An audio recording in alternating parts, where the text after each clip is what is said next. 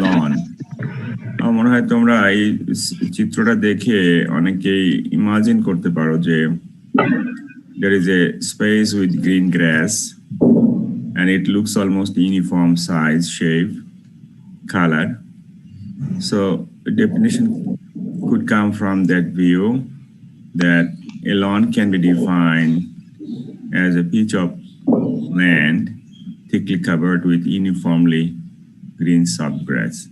যে ভিউটি আমরা একটু আগে দেখেছিলাম তারই সেটির কিন্তু বলছে এখানে যে lawn can be defined as a piece of land thickly covered, খুব ঘনভাবে covered with uniformly soft green grass. বেশ কয়েকটি শব্দ uniform, that should be uniform, and grass should be green and soft. There are many kinds of grass. All grass are not soft. Some are spiny, some are hard, some are rush. So grass also has a good criteria. They should be softer. So আমরা এরপর একটা list of grass we can have to see here যে কোন গাছগুলো আসলে soft green থাকে সেগুলোকে আমরা we can use as a lawn grass. A good lawn can be compared, তুমি যদি কম্পেয়ার করতে চাও, can be compared with a cushion like velvet carpet. সবার বাসাতে you have a good carpet at your drawing room. এবং সেখানে তুমি যদি পা দেওয়া খালি পায়ে, অবশ্যই কার্পেটের উপরে খালি পায়ে তো উঠতে হবে, you'll feel a good pleasure and feelings. সেটাই বলছে যে good lawn can be compared with a cushion like velvety carpet that giving pleasure to your sight and feeling. So এইটি আমাদের মাঠে হোম গার্ডেনের সামনে অথবা পার্কের মাঝখানে যে কোনো ইন্ডাস্ট্রিয়াল এরিয়ার পাশে একটা ছোট্ট ল্যান্ডস্কেপের মধ্যে একটা লন থাকবে ছোট্ট, সেটির সিনারিওটা এরকম। আমরা যদি পরে যাই তাহলে দেখবো এর ফাংশনটা আসলে ইউটিলিটিটা কি, what is the function or utility of loan. The lawn is the heart of any garden. আমি বলছি home garden, park, industrial garden, যে কোনো গার্ডেনের it is a heart point, centre part. Any people when move to a lawn, move to a home garden, then they will see the lawn first. অর্থাৎ আমাদের চোখটা লনের উপরে পড়বে, যেটা open space থাকবে, সাব গ্রিন গ্রাস থাকবে, ইউনিফর্ম থাকবে। সেটা বলছে it is the heart of any garden and it is the center place around which all other garden elements are placed. অর্থাৎ গার্ডেন কম্পোনেন্টস তোমাদের প্রবাবলি জানা আছে যে অন্যান্য গার্ডেন কম্পোনেন্টস যেগুলো থাকবে সেগুলো কিন্তু এই লনের চারিদিক দিয়েই হলো যে অ্যারেঞ্জ করা থাকবে। লনের মাঝখানে লন যেটা সেটা free space, open space, centre space. আর তার চারিদিকে যেগুলো থাকবে they are placed in subordinate order, সেগুলো ক্রমান্বয়ে সাজানো থাকবে। Lawn is very important in a garden because the total effect primarily depend on it. অর্থাৎ একটা বাগানের যে ইফেক্ট বলতে যে মানে একটা বাগানটা ভালো না মন্দ সেটি যদি কেউ বলতে চায়, সেটি বেসড অন লনের উপরেই মূলত বেসিস করেই সেটা কিন্তু র্যাঙ্কিং করবে, গ্রেডিং করবে। সেটাই বলছে যে মেইনলি ইফেক্টটা নির্ভর করে লনের উপরে। আর এটা হচ্ছে it is the best basic features, therefore it is a basic feature, আমরা তো বলছি এটি মূল বিষয়টি। Then someone can have a screenshot or photoshot from here. Then I will go for next slide. Then next slide দেখতে পাচ্ছি we have another function. It increases the appearance of home. If you have good home and if you have a lawn in front of your home appearance must be increased. It will increase the appearance of home, enhance its beauty. অর্থাৎ যে কারোর বাড়িতে loan থাকে সেটা কিন্তু বাড়ির beauty বৃদ্ধি করবে। Lawn is the source of charm and pride. আসলে যাদের লন আছে তাদের তো চার্ম অ্যান্ড প্রাইডের একটা বড় source eighty. And it reduces tension of the mind after a day long hard work. এটা একটা ইন্টারেস্টিং স্টোরি। দেখো ইউজুয়ালি তোমরা যখন লেভেল 1 এর পরীক্ষা দিয়েছো, 1-2 পরীক্ষা দিয়েছো, প্রতিটা হলের সামনে কিন্তু একটা লনের মতোই আছে, যেটাতে ইউনিফর্ম শেপ না, ইউনিফর্ম গ্রাস নেই, but it has a open space in every student hall, সেটি মেল হল বেসিক্যালি। সো সেখানে আমরা যাই নর্মালি বিকেলবেলা তোমরা সবাই বের হও, ইভেন যে ছাত্রটি অন্য সময় বের হয় না কিন্তু পরীক্ষার সময় বিকেলে বের হয়ে বাইরে একটু খোলা জায়গায় দাঁড়িয়ে থাকে ওই লনের মধ্যে, অর্থাৎ ওপেন স্পেস এসে দাঁড়িয়ে থাকে, সেখানে ফ্রেশ এয়ার, সেখানে থাকলে তার টেনশন রিলিজ হয়। ইউজুয়ালি প্র্যাকটিক্যালি তোমরা খেয়াল করে দেখো আসলে তাই হয় বিধায় then after sunset you back to your reading table, then দেখা যায় যে তুমি এনার্জি গেইন করো এবং আবার ফ্রেশলি নতুন করে পড়াশোনা শুরু করতে পারো। That means lawn is the source of charm and pride as well as it reduces the tension of your mind, যেটি পরে কাজ করার জন্য একটা এনার্জি দেয় তোমাকে। তো basically 75% of the beauty of any garden it depends on হলো একটা গুড লন, যে কোনো বাগানেরই লন থাকলে সেটির মোস্ট অফ দি বিউটি হলো নির্ভর করবে লনের উপরে। আমার মনে হয় যে if someone wants to get a photo shot or screenshot you can have from here. Then development of a lawn, একটি লন কিভাবে তৈরি করব। লনের আইডিয়া মোটামুটি তোমাদের একটা হয়ে গেছে, একটা সুন্দর খোলা জায়গা, সেখানে ঘাস গ্রো করবো। আসলে লন গ্রাস কিভাবে করব তার জন্য কতগুলো স্টেপ আছে। There are several steps to develop a lawn. প্রথমে তোমাকে soil selection, site selection, soil preparation, grass selection, then grass planting, and then maintenance of the grass. That is the whole process. So এখানে আমরা step by step যাচ্ছি, একটু hard হবে এবং একটি খুব স্মার্ট হবে না হয়তো বা। The following steps are to be taken to make a lawn. Number 1 is site selection. এখন ব্যাপার হলো হোম গার্ডেনের সামনে আমার জায়গায় তো একটা, তার মধ্যে আবার কোথায় সিলেকশন করবো অনেকে বলতে পারো। বেসিক্যালি সেই জায়গার মধ্যে যে জায়গাটা আসলে একটু ওপেন সানি সেখানটাই সিলেক্ট করতে হবে, because grass cannot grow under shade. যে কোনো ঘাসই মোস্টলি 1-2টা স্পিসিস ছাড়া অধিকাংশ ঘাস cannot grow. Therefore the site for lawn should be sunny and open space. তো অ্যাটলিস্ট যে জায়গাটুকু আছে সেটার মধ্যেই যে জায়গাতে তোমার সানলাইট পড়বে সেখানটাকে বেছে নিতে হবে ফর লন। সাইট সিলেকশনটা কিন্তু তোমার sunny and open space select করার জন্য।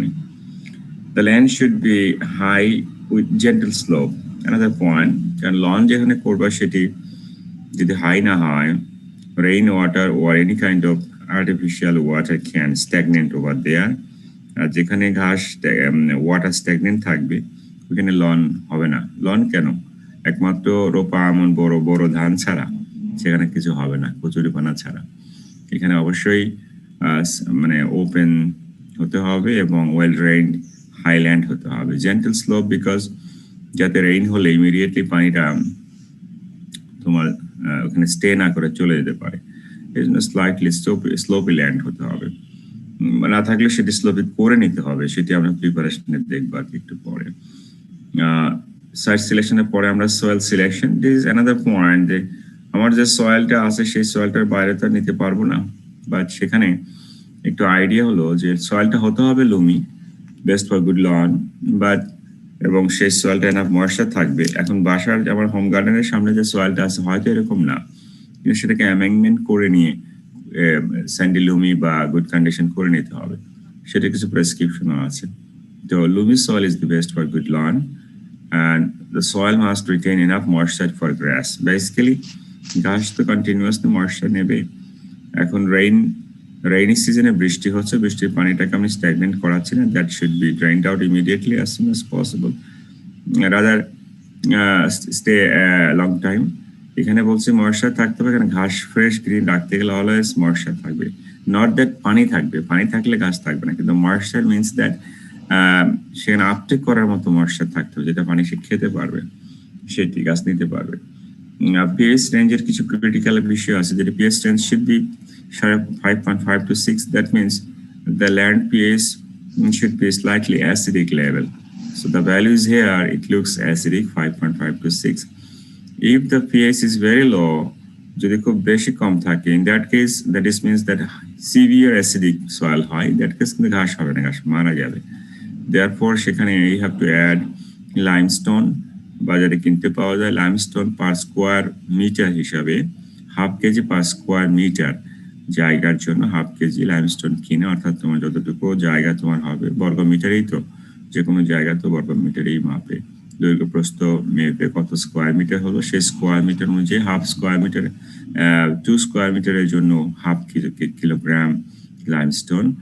ইফ অ্যালকালাইন সয়েল, যদি পিএইচ খুব বেশি থেকে যায় হয়ে যায় বা আসে মাটিতে, in that case that should be amendment by using calcium sulfate.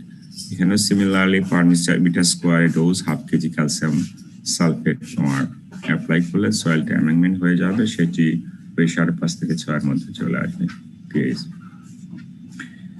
But at least a depth of 25 to 30 centimeter, অর্থাৎ this much depth soil,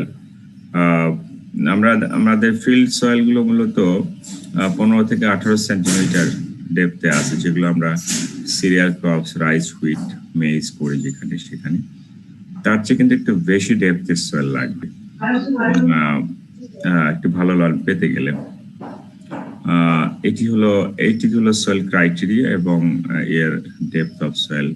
আমরা এরপরে যাব how to preparation of soil, অর্থাৎ আমরা যে সয়েলটা যেভাবে হোক সিলেক্ট করলাম সেটা প্রিপারেশন করতে হবে। ফিল্ড ক্রপস এর ক্ষেত্রে খুব সিম্পল, ফিল্ড ক্রপস হোক, গার্ডেন ক্রপস হোক, সেগুলো বলি যে 5 to 6 deep plowing followed by laddering, then clods are breaking। এখানে একটু ডিফারেন্ট, এখানে ঘাস গ্রো করবো, তো ঘাস গ্রো করতে গেলে ফিল্ড ক্রপস এর চেয়ে আরো ক্রিটিক্যালি প্রিপারেশন করতে হবে। এই land preparation should start soon after হলো উইন্টার মনে হয়। উইন্টার যদি হয় অর্থাৎ আমাদের শীত এখন peak season December, January, end of February, March, আমার মনে হয় যে ওই সময়টাই হবে best time for preparation of loan. So initially leveling of rough surface, যে জায়গাটা থাকবে সেই জায়গাটা আমি একটু ফোন ধরবো, বাই আই এস্টিমেশন। নর্মালি চোখ দিয়ে দেখলেই আমরা বুঝতে পারি যে কতটা লেভেল আছে ল্যান্ড। যদি লেভেল না থাকে, in that case that should B level before digging the soil, অর্থাৎ মাটি কাটার আগেই, মাটি চাষ দেওয়ার আগে তোমাকে লেভেল করে নিতে হবে, একটা বিষয়। Then digging the soil with big clods, এখানে সেটি লাঙ্গল দিয়ে হতে পারে, ডিস্ক প্লাউ দিয়ে হতে পারে, নট যদি স্মল স্পেস হয় কোদাল দিয়েও হতে পারে। whatever you use, soil dig করতে হবে উইথ দ্য বিগ ক্লডস, অর্থাৎ বড় বড় ঢেলা তুলে উল্টাইতে হবে just, and that should remain exposed to strong sunshine, অর্থাৎ সেই বড় বড় ক্লডগুলোকে সানশাইনে এক্সপোজ করে রাখতে হবে ফর কাপল অফ উইকস, সপ্তাহখানেকের মতো হলেই হয়। এতে করে কি হয়, ওই সময়টা তো বৃষ্টিও নেই, সাডেন রেইনও হয়, বাট বাতাস, ঝড় বাতাসও কিছু কিছু হয়। ন্যাচারাল ওয়েদারিং যেটা হচ্ছে, অর্থাৎ কাপল অফ উইকস রাখলে সেই ঢেলাগুলো ওয়েদারিং হবে, মানে গলে যাবে, ক্ষয় হয়ে যাবে। Wuthering is not for new for you because 1 or 1-2 maybe soil science, from soil science you got the point what is weathering, natural weathering আছে, normally ক্ষয়ে যাবে of the soil, and it will help to kill the weeds, eggs and insects, এগুলো সব মারা যাবে Sunlight expose করে রাখার কারণে। সো এই পয়েন্টই ইম্পর্টেন্ট, ডিগিং করতে হবে, এক্সপোজ করতে হবে for withering and also for killing weeds, eggs and insects এইগুলো। দেন আমরা যাচ্ছি soil should be turn up, এই মাটিগুলোকে আবার টার্ন আপ করতে হবে সাবসিকুয়েন্টলি 2 to 3 times, ধারাবাহিকভাবে 2 থেকে 3 বার। আমরা বলছি 1 সপ্তাহ থাকবে, এরপর 1 সপ্তাহ পরে আবার উলট পালট করে দিতে হবে, তার 1 সপ্তাহ পরে আরেকবার উলট পালট করে দিতে হবে। That is weekly interval, you have to do this job. তার মানে নর্মাল ফিল্ড ক্রপস এর দিস ইজ দ্য ডিফারেন্স, এখানে মাটিকে উল্টানো। এবং লাস্টলি থার্ড স্টেজে গিয়ে, ফোর্থ স্টেজে গিয়ে you have to break the soil clods, তখন তোমাকে ঢিলাগুলো ভাঙতে হবে। উইদারিং, ন্যাচারাল উইদারিং এর পরে যেগুলো থেকে যাবে সেটি দেখো। Each time clods of earth should be broken, stones and other grass roots should be removed. Normally, পাথর বা অন্যান্য আগাছা, other grass roots should be removed. যত রকমের ঘাসমূল থাকবে সবগুলো সরাতে হবে। Then the land will be কি করতে হবে, irrigated, heavily irrigated to get settle down the soil, অর্থাৎ আমি যে এত আপস অ্যান্ড ডাউন করালাম মাটিকে, সে মাটি কোনো জায়গায় বেশি ডিপ ডেপথে থাকবে, কোনো জায়গায় কম ডেপথে থাকবে, যেহেতু ম্যানুয়ালি প্রিপেয়ার্ড। সো সেটাকে বোঝার জন্য মাটিগুলোকে সেটেল ডাউন করাতে হবে, এবং সেটেল ডাউন করতে গেলে you have to apply water. when you put in water in a place, then যে জায়গাটা বেশি নিচু সেগুলো কিন্তু নিচু হয়ে যাবে। এটা বোঝার জন্য আসলে now the land is heavily irrigated to get the settle down soil আসলে settle down, then second watering is required, আবার ওয়াটারিং দিতে হবে প্রথমবারের পরে after 2 weeks to determine the high and low areas। প্রথমবারে সেটেল ডাউন হলো প্রথম watering এ, second watering কিন্তু তোমাকে যেখানে নিচু সেখানে পানি যাবে, যেখানে উঁচু সেখানে পানি যাবে না। That high land need to be leveled. এছাড়া vegetation which might have come out by this time should be removed। অর্থাৎ ইরিগেশন দেওয়ার ফলে যে সমস্ত নাটস, গ্রাস রুটস এবং রুটস রিমুভ হয়নি, that will come out, অর্থাৎ vegetation which might have come out by this time, that should be removed immediately। অর্থাৎ আমরা চাষ দিচ্ছি, পানি দিচ্ছি, লেবেল করছি এবং কিছু ভেজিটেশন হলো সেগুলোকে আমরা রিমুভ করে ফেলছি। Then the land is leveled by eye estimation। আবার ফাইনালি আবারও ল্যান্ডের দিকে তাকিয়ে দেখতে হবে যে কোথায় উঁচা নিচু আছে কিনা। Then when soil become workable, এখন তোমার এই যদি যখন দেখবে হয়ে গেল সমান, then the soil will be ready for planting। আমাদের নর্মাল ক্রপসের ক্ষেত্রে কিন্তু এরকম না, এটা একটু ডিফারেন্ট, মাথায় রাখতে হবে। আমরা যাচ্ছি হলো ম্যানিউরিং। শুধু ল্যান্ড তৈরি করলাম মানে চাষ দিলাম, ঘাস বাছলাম, ঢিলাগুড়া করলাম, দেন ঘাস চাষ করতে গেলে ম্যানিউরিং করতে হবে, সার দিতে হবে। তবে এখানে একটা সুবিধা আছে, শুধুমাত্র organic fertiliser, organic manure use করবো। সেটি যদি soil is if the soil is originally fertile, যদি ন্যাচারালি আমরা জানি যে একটা ভালো ঘাস মানে অন্য ক্রপসও ভালো হচ্ছে, therefore it is better not to apply any organic matter। কারণ কি, অর্গানিক ম্যাটার দিলে এর মধ্যে আগাছার বীজ থাকবে, যেহেতু আমরা ল্যান্ড থেকে কিন্তু অন্যান্য আগাছা সরিয়ে ফেলছি। তো এখন যদি অর্গানিক ম্যাটার দিতে গিয়ে আবারও সেই ঘাস হয়, ঘাসের বীজ চলে আসে, কন্টামিনেশন হয়, in that case that will not be good for us। So fertile land হলে no need to apply any organic matter, this is the suggestion। আর যদি দিতেই হয় দ্যাট কেস কিছু প্রোটোকল এখানে আছে, সেটি হলো যে but poor soil will need manuring with organic matter.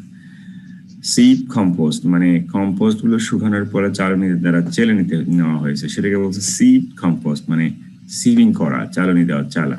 Well decomposed cow ডাং, তাহলে seed compost, cow dung, farm made manure, all sort of organic manure, সে কম্পোস্ট, এগুলো সবই গুঁড়া করা হবে। গুঁড়া করে সিভিং করে নেওয়ার পরে ক্যান বি অ্যাপ্লাইড অ্যাট 2 থেকে 3 সেন্টিমিটার থিক লেয়ার। অর্থাৎ তোমার থিক লেয়ার করে বেশ মোটা, কিন্তু 1 ইঞ্চ হচ্ছে, প্রায় 1 ইঞ্চ মোটা পুরো করে তোমার ল্যান্ডের উপরে দিতে হবে organic matter, any kind, not well, either compost, either well decomposed or farmyard, যে কোনো একটা ইউজ করলেই হবে। সেটি 1 centimetre, 1 inch thick, that means 1 inch equal to 0.5 per centimeter। 2.5 is a critical, I mean for the people, therefore 2 to 3 centimeter বলা হয়েছে এখানে, 2 থেকে 3 এর মধ্যে থাকলেই হবে। দেন ল্যান্ড ইজ ইরিগেটেড, আমরা কিন্তু অর্গানিক ম্যাটার দেওয়ার পরে 1 ইঞ্চ উঁচু করে তখন আবার ইরিগেশন দিতে হবে। এই ইরিগেশনের কারণটা হলো ওই অর্গানিক ম্যাটারের মধ্যে কিন্তু আগাছার বীজ আছে, আগাছার নাটস, রাইজম, নট, নানান কিছু থাকবে। দ্যাট এগুলো হবে কি, দ্যাট উইল এনকারেজ জার্মিনেশন। অর্থাৎ যদি আমরা ইরিগেশন দেই, ইরিগেশন দেওয়ার পরে immediately with this nuts, rhizomes that come out from the organic matter, then that should be remove by weeding. এইগুলোকে আবার উইডিং করতে হবে। তাহলে আমরা ল্যান্ড প্রিপারেশনের সময় we did some weeding, then irrigation দিয়েও কিছু ভেজিটেশন কাম আউট হয়েছে, সেগুলো আমরা উইডিং করেছি। অ্যাট দ্য এন্ড আমাদের ফার্টিলাইজেশনের পরে কিছু উইড আসলো, আনওয়ান্টেড কিছু গাছ আসছে, সেগুলোকে আমরা কিন্তু ক্লিন করেছি। Now your land is completely ready, অর্থাৎ একদম weed free fertile well ploughed একটা ল্যান্ড কিন্তু তোমার রেডি হয়ে গেছে। এখন আমাকে ঘাস সিলেকশন করতে হবে, আমরা কি ধরনের ঘাস আসলে সেই লনের জন্য আমরা লাগাবো। There are a group of grass that is not available in our country, এগুলো আমাকে বাইরে থেকে আনতে হয়। এগুলো বিদেশি ঘাস আমরা অনেক সময় অনেক বাগানে দেখি, অনেক ফার্মে আছে। এগুলো কেন্টাকি ব্লু গ্রাস, চায়না গ্রাস, থাই দুর্বা, ডোব গ্রাস, এরকম আরো অনেক ঘাস আছে যেগুলো মোস্টলি চায়না, থাইল্যান্ড, সিঙ্গাপুর, সেখানে ওদের ইভেন ইউরোপিয়ান কান্ট্রি, শীত প্রধান অঞ্চলেও আছে। সেগুলো আমাদেরকে সামহাও বিভিন্ন কোম্পানির মাধ্যমে এগুলো অর্ডার দিলে ওরা দিয়ে পাঠিয়ে দেয়, কস্টলি ইনিশিয়ালি। তো বাই দিস টাইম আমাদের অনেক দেশেও অনেক জায়গাতে এগুলো তৈরি হয়েছে, সেখান থেকেও চারা নিয়ে আসা যায়। হোয়ারএভার বা হোয়াটএভার যেভাবে হোক তোমরা ঘাস পাও, সেই ঘাসগুলো তোমার হলো যে মূলত আমরা যে ডব গ্যাসের কথা বলছি সেটি কেন্টাকি ব্লু এরকম দেখতে। তোমরা এই ভিউগুলো অনেকটা ইন্টারনেট থেকে নেওয়া। আমরা লন টেনিস বা যে কোনো ক্রিকেট গ্রাউন্ড বা গলফ মাঠে যে ঘাসগুলো দেখতে পাই সেটা লন গ্রাসই ব্যবহার করে তারা। তো আমরা সেই ধরনের ঘাস নিয়ে এসে প্ল্যান্টিং করব। Planting methods of lawn grasses, there are several methods. Anyone can be applied for preparation of lawn. So initially আমরা বলতে যাচ্ছি lawn grass is planted during early rain. আমরা তো বলেছি যে end of winter we prepared our land. Meanwhile early rain season শুরু হয়ে যাবে April May. That is the time for planting of lawn grass.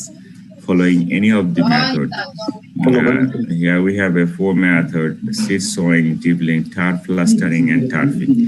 Seed sowing is common, from other crops, vegetable crops and other crops also. They have some methods for sowing seeds in the field. In case of grass, it's quite difficult because seed power যেমন কঠিন আর পেলেও খুব tiny seeds, seed sowing করা একটু harder. তবু আমরা একটু মেথডটা দিচ্ছি এইভাবে, আমরা যে সারফেসটা রেখে আসছি একটু আগে তৈরি করে, সেটা কিন্তু পানি দিয়ে ক্লিন করে রাখা আছে, সেটা কিন্তু ইরিগেশন দেওয়া ছিল লাস্টলি যে ইরিগেশন দেওয়া ছিল মানে হলো যে পানি শুকিয়ে যাওয়ার পরে সারফেসটা কিন্তু শক্ত হয়ে গেছে, হার্ড সারফেস। তো সেই হার্ড সারফেসে যদি আমরা সিড সোয়িং করতে যাই কিছু কাজ করতে হবে। সেটি হলো যে before seed sowing the surface of land is cracked by garden rake, অথবা যে কোনো ভাবেই হোক সেই সারফেসটাকে ভেঙে দিতে হবে। ভেঙে দিলে তখন ঘাসের সিড সেখানে কিন্তু বসবে। দেখো, then grass seeds are sown followed by mulching. ঘাস সিডগুলোকে কিন্তু আমরা যে কোনো টাইনি সিড সোয়িং এর ক্ষেত্রে only seed will not be good for sewing because you cannot sow them uniformly. Therefore, in addition to this seed, some materials, dust, soil particle হতে পারে অথবা any other dust particle একসঙ্গে mix করে দেন sewing করতে হয়।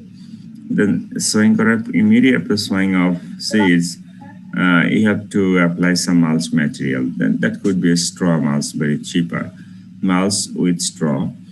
Then seeds are germinated after a week, then come out through the straw. অর্থাৎ এই ঘাস বীজগুলো এক সপ্তাহের মধ্যে জার্মিনেট করবে।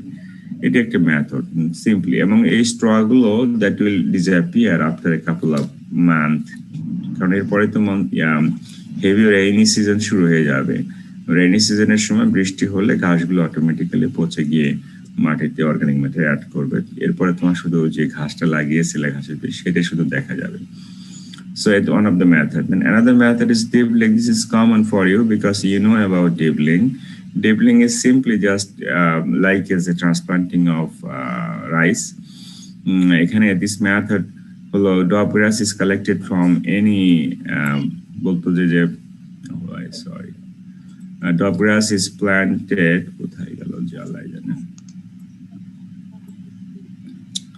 তোমরা কি শেয়ারিংটা দেখতে পাচ্ছ? আমার এখানে আবার হারিয়ে গেল কেন?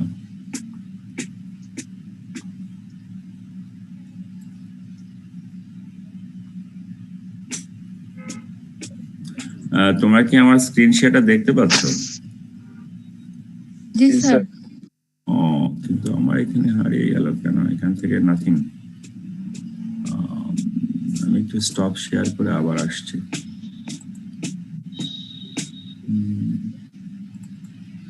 Okay, then Dibbling normally looks like a transplanting of rice.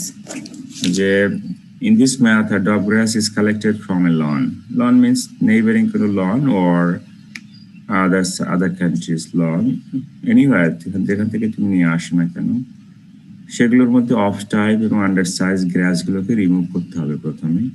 অর্থাৎ অফ টাইপ বলতে ইউনিফর্ম সাইজ না, এরকমগুলোকে তোমার হলো যে সরিয়ে দিয়ে off type under size grass are remove before planting. Then কি করতে হবে, a bunch of 5 to 6 stems। In case of rice আমরা জানি 2 থেকে 3টা বা 3 থেকে 4টা ধানের গাছ নিয়ে ট্রান্সপ্লান্ট করা হয়। এখানে ঘাস লাগানো তো একই মেথড। 5 থেকে 6টা stem is taken and planted in the field by using খুরপি। আমি আবারও বলছি, আমি যেখানে লাগাচ্ছি সেই জায়গাটা কিন্তু ইরিগেশন দেওয়া ছিল, সারফেসটা কিন্তু শক্ত, নর্মালি খুরপি ছাড়া লাগানো যাবে না।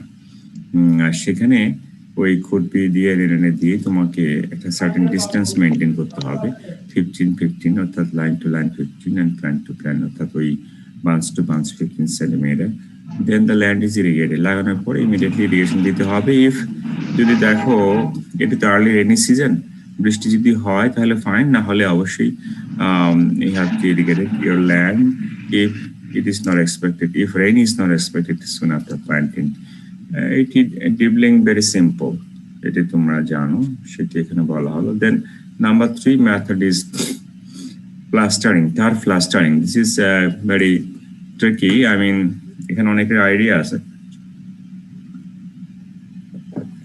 যখন এই যে আমন ধান কাটলো কয়েকদিন আগেই, তখন প্রতি যারা গ্রামে বাড়ি আমার মতো তারা জানে যে ধান মাড়াই করার পরে উঠানে বা যেখানে আমরা ধান রাখবো সেই সারফেসটা কিন্তু গোবর দিয়ে পেস্ট করে দেয়।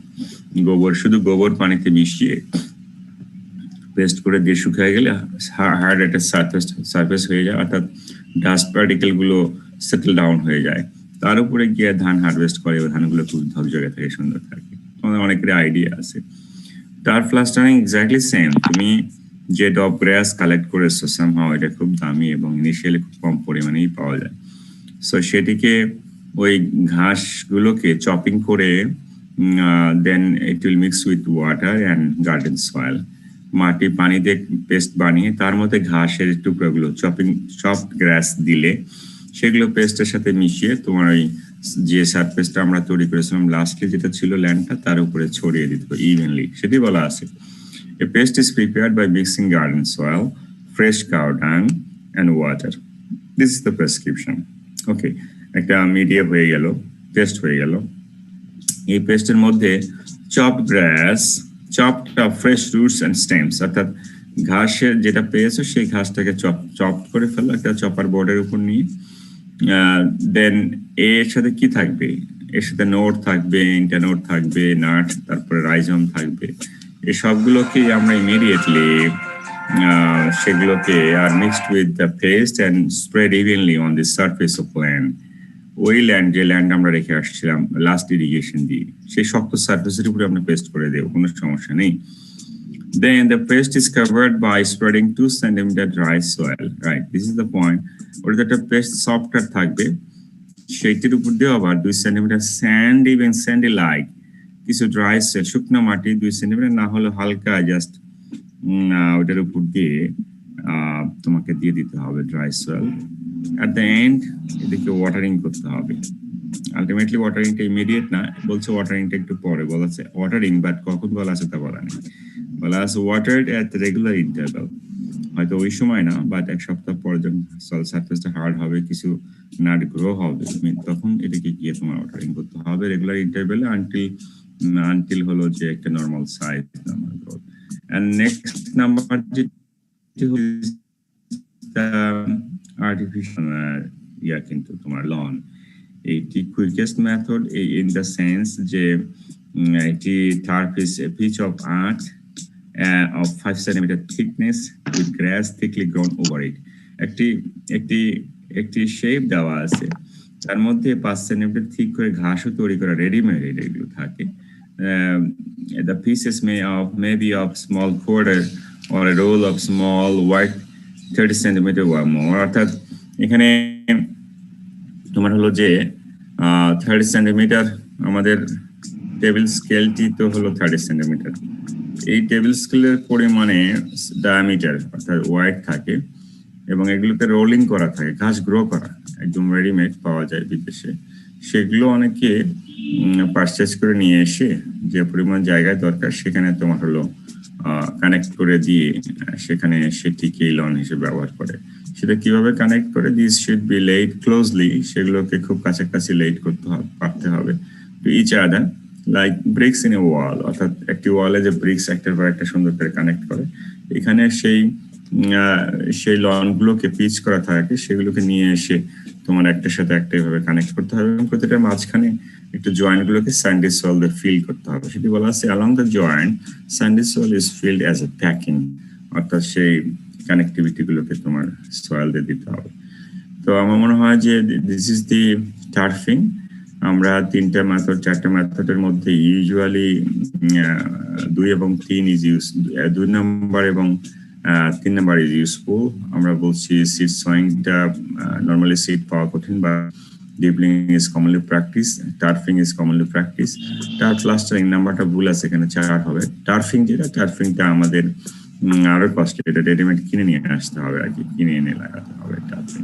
Turf is nothing but turf is a piece of earth of about 5 centimeter thickness with grass thickly grown over it. এটি দেন আমরা যাচ্ছি কিভাবে মেইনটেইন করব, যেটাই হটেভার হয় আমরা যেভাবে করি না কেন, যেটি আমরা সিডে করি, ডিপলিং করি, প্লাস্টারিং করি, টার্ফিং করি, যেটাই করি না কেন, at the end the main point is how to maintain the lawn. So a lawn we grew the হলো যে weeds, মানে একটা ঘাস, সিলেক্টিভ ঘাস, কিন্তু মেইনটেনেন্সের মধ্যে কিন্তু আবার বলা আছে weeding is necessary at regular interval, অর্থাৎ আমরা যে ঘাসটা লাগিয়েছি সেই ঘাস ছাড়া, উইডের ডেফিনেশন অ্যাগ্রোনমি তোমাকে শিখিয়েছে যে ডিজায়ার্ড ক্রপস ছাড়া অন্য যে কোনো ক্রপস এখানে উইড হবে। তো আমাদের যে ঘাসটা আমরা লাগাইছি, কেনটাকি ব্লু হোক, ডব গ্রাস হোক, চায়না গ্রাস হোক, থাই দুর্বা হোক, whatever, তো সেটি ছাড়া বাকি যে ঘাসগুলো থাকবে that should be removed from the lawn immediately as soon as possible. কারণ কি? কারণ হলো যে উইডস নর্মালি আমরা আগের ক্লাসে বলছি normally competes with the main crops. এখানে মেইন ক্রপস হচ্ছে অ্যানাদার উইডস। সো সেটি নর্মাল ক্রপসের যেটি আমাদের টার্গেটেড ক্রপ, সেটি নর্মাল গ্রোথের জন্য অবশ্যই উইড ক্লিন করতে হবে, আদারওয়াইজ সেগুলো কম্পিট করবে ক্রপসের সাথে। দেন লাইমিং ইজ রিকোয়ার্ড। এখানে যেহেতু পানি দেওয়া হয় মাঝে মাঝে, তো ঘন ঘন পানি দেওয়া হবে, সেক্ষেত্রে কিছু মস গ্রো করবে। সেই মসগুলোকে অবশ্যই তোমাকে কন্ট্রোল করতে হবে by applying lime at a rate of 250 gram per metre square. এগুলো তোমাকে টাইম টু টাইম লাইম দিলে সেই মসগুলো গ্রো করবে না।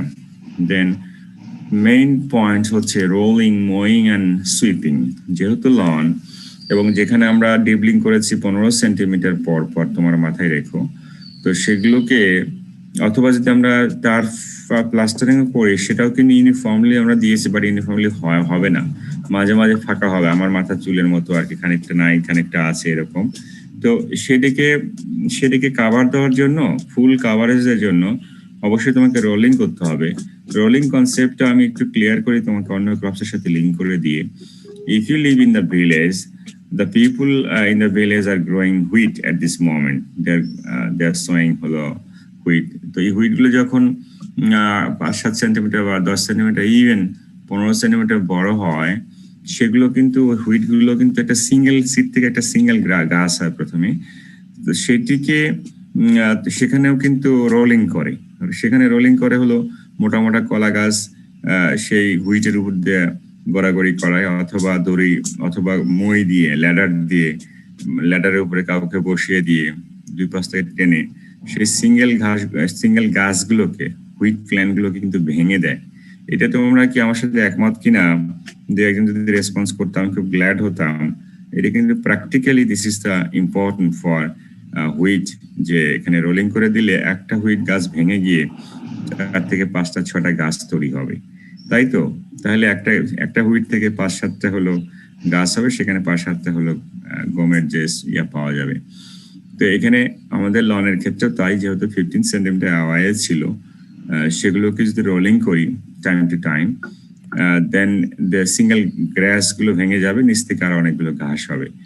সেই ঘাসগুলোকে মোয়িং করতে হবে, অর্থাৎ ক্লিপিং করতে হবে। ক্লিপিং মানে আমরা তো চুল কাটি, কেউ বছরে 6 বার, কেউ 5 বার, কেউ 12 বার। তো এখানে মোয়িং করতে হবে একটা সার্টেন হাইট রেখে। আমরা লন গ্রাস কতটুকু হাইট অ্যালাউ করবো, ইট ডিপেন্ডস অন হলো আমাদের ইনিশিয়ালি 4 থেকে 5 সেন্টিমিটার, এই যে বলা আছে 5 সেন্টিমিটার। দেন এই 5 সেন্টিমিটার হাইট রেখে মোয়িং করতে হবে, ক্লিপিং করতে হবে। At the same time clip যে পার্ট গুলো থাকবে ল্যান্ডে পরে শুকিয়ে নষ্ট হয়ে যাবে, দেখতে খারাপ দেখা যাবে, দ্যাট শুড বি সুইপড, অর্থাৎ ক্লিন করে ফেলতে হবে। Therefore, we are talking about rolling, mowing, and sweeping in a continuous process, the simultaneous work. Mowing should be done followed by rolling. অর্থাৎ রোলিং পরে mowing করতে হবে। অর্থাৎ রোলিং এর পরে, রোলিং হলো গাছ অনেক বেড়ে গেল, mowing করলাম, then the grass should not be allowed to grow more than 5 থেকে 6 cm height. অর্থাৎ তাহলে এই হাইটে রাখতে গেলে আমাকে several time mowing করতে হবে, at the same time sweeping করতে হবে to collect the cut grasses. Then irrigation is done as when necessary. Another point, during rainy season you don't need to apply any additional water, but in case of dry season like now, say at this moment, কোনো ইয়ে নাই কিন্তু এখন rainy from the November, December, January, even February. During dry season, regular watering is required. এখন how much water you will apply depends on soil type. You know, if your land is sandy, then regular watering would be fine. এখানে normally sprinkler irrigation, never use the flood irrigation, sprinkler irrigation, অর্থাৎ বৃষ্টির মতো ঝর্ণা দিয়ে দিতে হবে, but not use heavy water, বা এখানে পানি স্ট্যাগনেন্ট হয়ে যায় এরকম কোনো ব্যবস্থা করা যাবে না, পানি সরাই দিতে হবে। So another point is racking is done to break the hard surface. আমরা যেহেতু ইরিগেশন দিয়ে আসছি, বারবার দেব, ইরিগেশনের পরে যখন ল্যান্ডটা শুকিয়ে যাবে তখন কিন্তু সারফেসটা হার্ড হয়ে যাবে।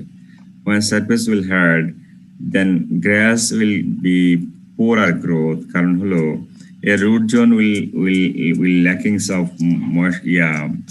oxygen. So if you want to grow your grass better, racking will help you. কেন রাকিং করলে মাটির গোড়াটা যখন ঘাসের গোড়াটা লুজ হয়ে যাবে, সেখানে ভেন্টিলেশন হবে, ভেন্টিলেশন হলে সেখানে অক্সিজেন মানে বাতাস যাবে, অক্সিজেন পাস হবে। সো এইগুলোই তোমাকে হেল্প করবে, that will encourage your grass to grow normally. So এটি একটা পয়েন্ট ইম্পর্টেন্ট, রাকিং করতে হবে time to time. Then final point is that like other crop, like field crops or garden crops, ঘাসের ক্ষেত্রে একটু ডিফারেন্ট। এখানে paste control, specially earthworm, সবাই জানো যে এটা দেখলে অনেকে ভয় পায়, কেঁচো, মোল ক্রিকেট। যেহেতু তোমরা বলছো তোমাদের এই পোকা সম্পর্কে জ্ঞান একটু কমই আছে, যেহেতু পোকা এখনো পড়ানো হয়নি, সো এগুলো তোমরা চিনবে, অ্যাটলিস্ট না পড়ালে এগুলো সবাই চেনে। মোল ক্রিকেট, ফিল্ড ক্রিকেট, আর্থওয়ার্ম সবার চেনা।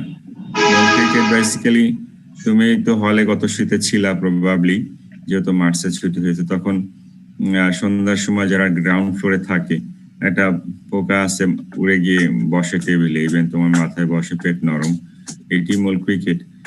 ফিল্ড ক্রিকেট যেটা গান গায়, ওই যে তোমার হলো যে সন্ধ্যা হলেই ডাকে, সেটি, এই পোকাগুলো কিন্তু, হ্যাঁ জি পোকা, এগুলো কিন্তু মারা খুব সহজ। এগুলো বললাম হচ্ছে যে সন্ধ্যার পরে যখন তুমি লাইট লাগে রিডিং টেবিলে বসো, জানলা খোলা থাকলে গ্রাউন্ড ফ্লোরে যারা বেসিক্যালি ফিল্ড ক্রিকেট চলে আসে। তো যদি লনের মধ্যে আমরা একটু লাইট লাগিয়ে রাখি, কেরোসিনের বাতি হলেও হবে, যে কোনো বাতি হলে হবে, লাগিয়ে রাখলে এই ফিল্ড ক্রিকেট, মল ক্রিকেট চলে আসবে, সেগুলোকে ধরে ধরে মেরে ফেলা, মানে এটা একটা ওয়ে। আর্থওয়ার্ম না মারাটাই ভালো, আর্থওয়ার্ম কিন্তু খারাপ না, তারপরেও তোমার লনে যদি এরকম কেঁচো থাকে, মোল ক্রিকেট, ফিল্ড ক্রিকেট থাকে, তাহলে কেউই কিন্তু লনে আর যাবে না। তুমি চাও যে লনে কাউকে আনবো না, ইন দ্যাট কেস এটা তোমার মারা দরকার নেই। আর যদি মনে করো না লনে আমার ফ্যামিলি মেম্বাররা যাবে, আমার গেস্ট যাবে, আমার রিলেটিভস যাবে, তাহলে এগুলো তোমার কিল করতে হবে। কিল করলে সেখানে গিয়ে মানুষ যাবে, বসবে, গল্প করবে, এটাই তো, এই জন্যই তো লন, রিক্রিয়েশনের জন্যই তোমার লনটা তৈরি করেছে। তো এই হলো অবস্থা। তো আমরা এইগুলো কন্ট্রোল করতে হবে, যে এইগুলো হলো লাইট ট্র্যাপ দিয়ে, যদি লাইট ট্র্যাপ দিয়ে নাও সম্ভব হয়, দ্যাট ফাইনালি ওষুধ কিনতে হবে, বিষ কিনতে হবে, অ্যাপ্লাইং ইনসেকটিসাইডস। এখন ফিল্ড ক্রিকেট, মল ক্রিকেট, যে কোনো ইনসেকটিসাইড, ম্যালাথিয়ন, লিকুইড বিষ যেটা পাওয়া যায়, ম্যালাথিয়ন, সুমেথিয়ন, ডায়াজিনেন, এগুলো কিনে স্প্রে করতে হবে। তবে এগুলো আমি এনকারেজ করি এই কারণে, যেহেতু এটা হোম গার্ডেন এবং একদম বসত বাড়ির সাথে, অর্থাৎ যেখানে আমার বাসা আছে, লোকজন থাকবে, এখানে পেস্টিসাইড, ইনসেকটিসাইড ডিসকারেজ করাটা ইম্পর্টেন্ট। এখানে ন্যাচারাল বা বায়োলজিক্যাল কন্ট্রোল ইজ ইম্পর্টেন্ট। আমরা চাই বায়োলজিক্যালি অর্থাৎ ধরে নিয়ে এসে তাকে মেরে ফেলাটাই ইম্পর্টেন্ট হবে। তো আশা করি এই হলো আমাদের লন আর এরপর আর কিছু নেই। তো লন কি, লনের ইউটিলিটি কি, how to develop a good lawn, how to maintain a good lawn, মোটামুটি একটি আইডিয়া তোমাদের কিন্তু এখান থেকে হয়ে গেল। আশা করি অনেকে এখান থেকে ফটোশট নিয়েছো এবং যারা যে কোনো ভাবেই হোক কালেক্ট করেছো। আমি পরের ক্লাসে যাব, আমি পরে যেতে চাচ্ছি লনের পাশাপাশি যে কোনো হোম গার্ডেনে দেখবে একটা পয়েন্ট আছে ইম্পর্টেন্ট, সেটি হলো হেজ। হেজ মানে তোমার বাসা। হ্যাঁ স্যার, মোয়িং কথাটা একটু বুঝিনি, আবার একটু বললে ভালো হতো। আচ্ছা, মোয়িংটা হচ্ছে ক্লিপিং। আমরা তো মাথা কেটে দেওয়া, অর্থাৎ ঘাসগুলো তো লম্বা বাড়বে, ঘাস লাগানোর পরে তুমি যখন পানি দিবে ঘাসগুলো লম্বা দিকে বাড়তে থাকবে।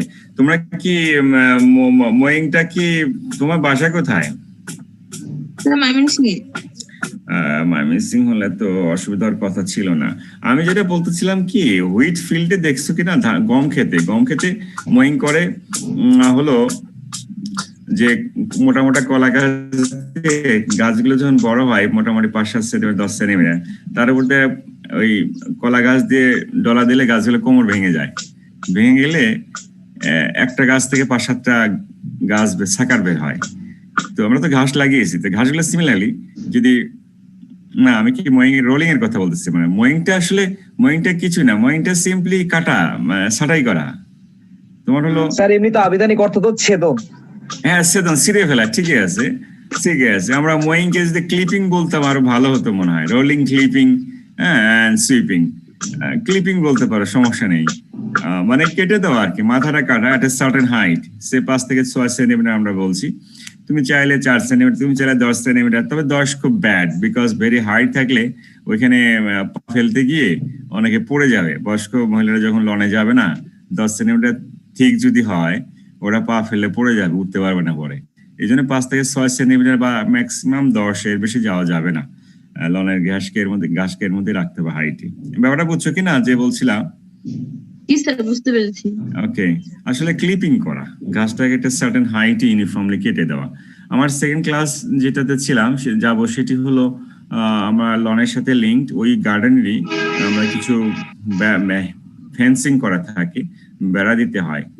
সেটিকে আমরা বলি হেজ বলছি। হেজটা আমরা মনে হয় অনেকেই কোথায় যে আছে সেটা তো ইম্পর্টেন্ট।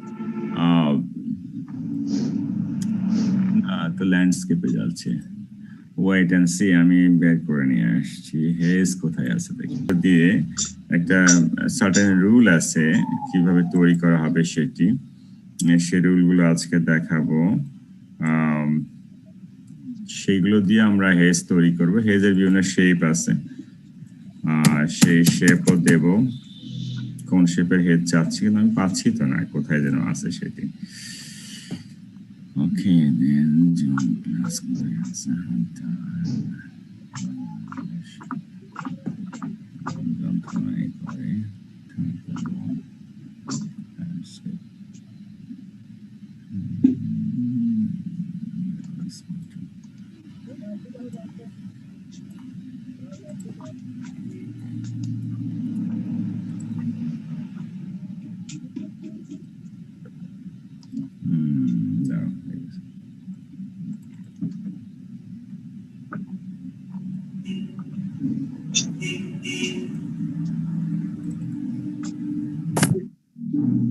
এখানে ভিউটা আসলে আমাদের দেশে এরকম তো নেই, এখনো হয়নি, তো অনেক জায়গাতে তৈরি করার চেষ্টা করতেছে আমরা।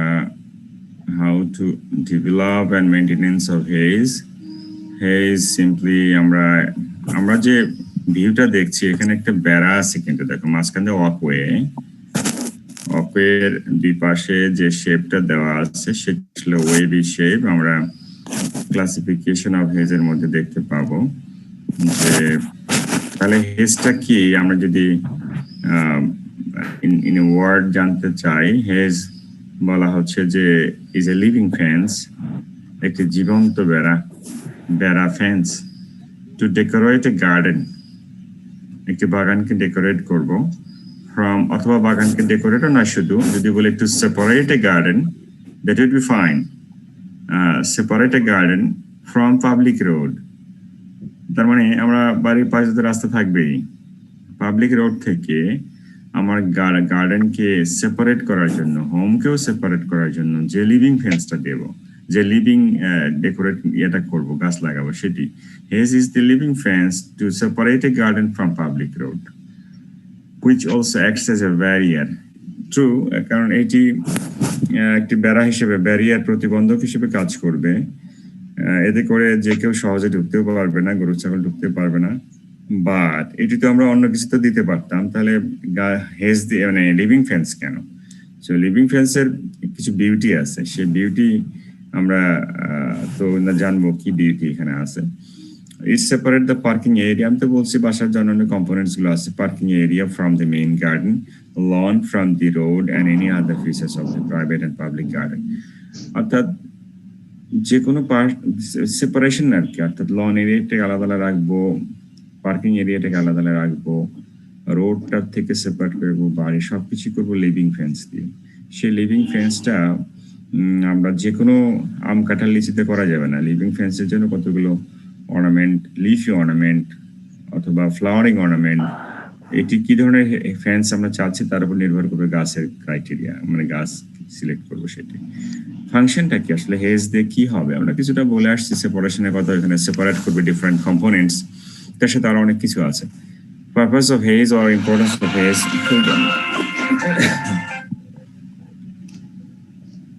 আমি ক্লাসে তাড়াতাড়ি, হ্যাঁ,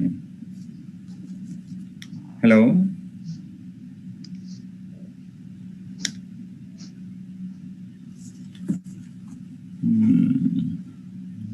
Okay, it helps to keep separate different components of garden. আমি ক্লাসে বললাম, তাড়াতাড়ি বলো।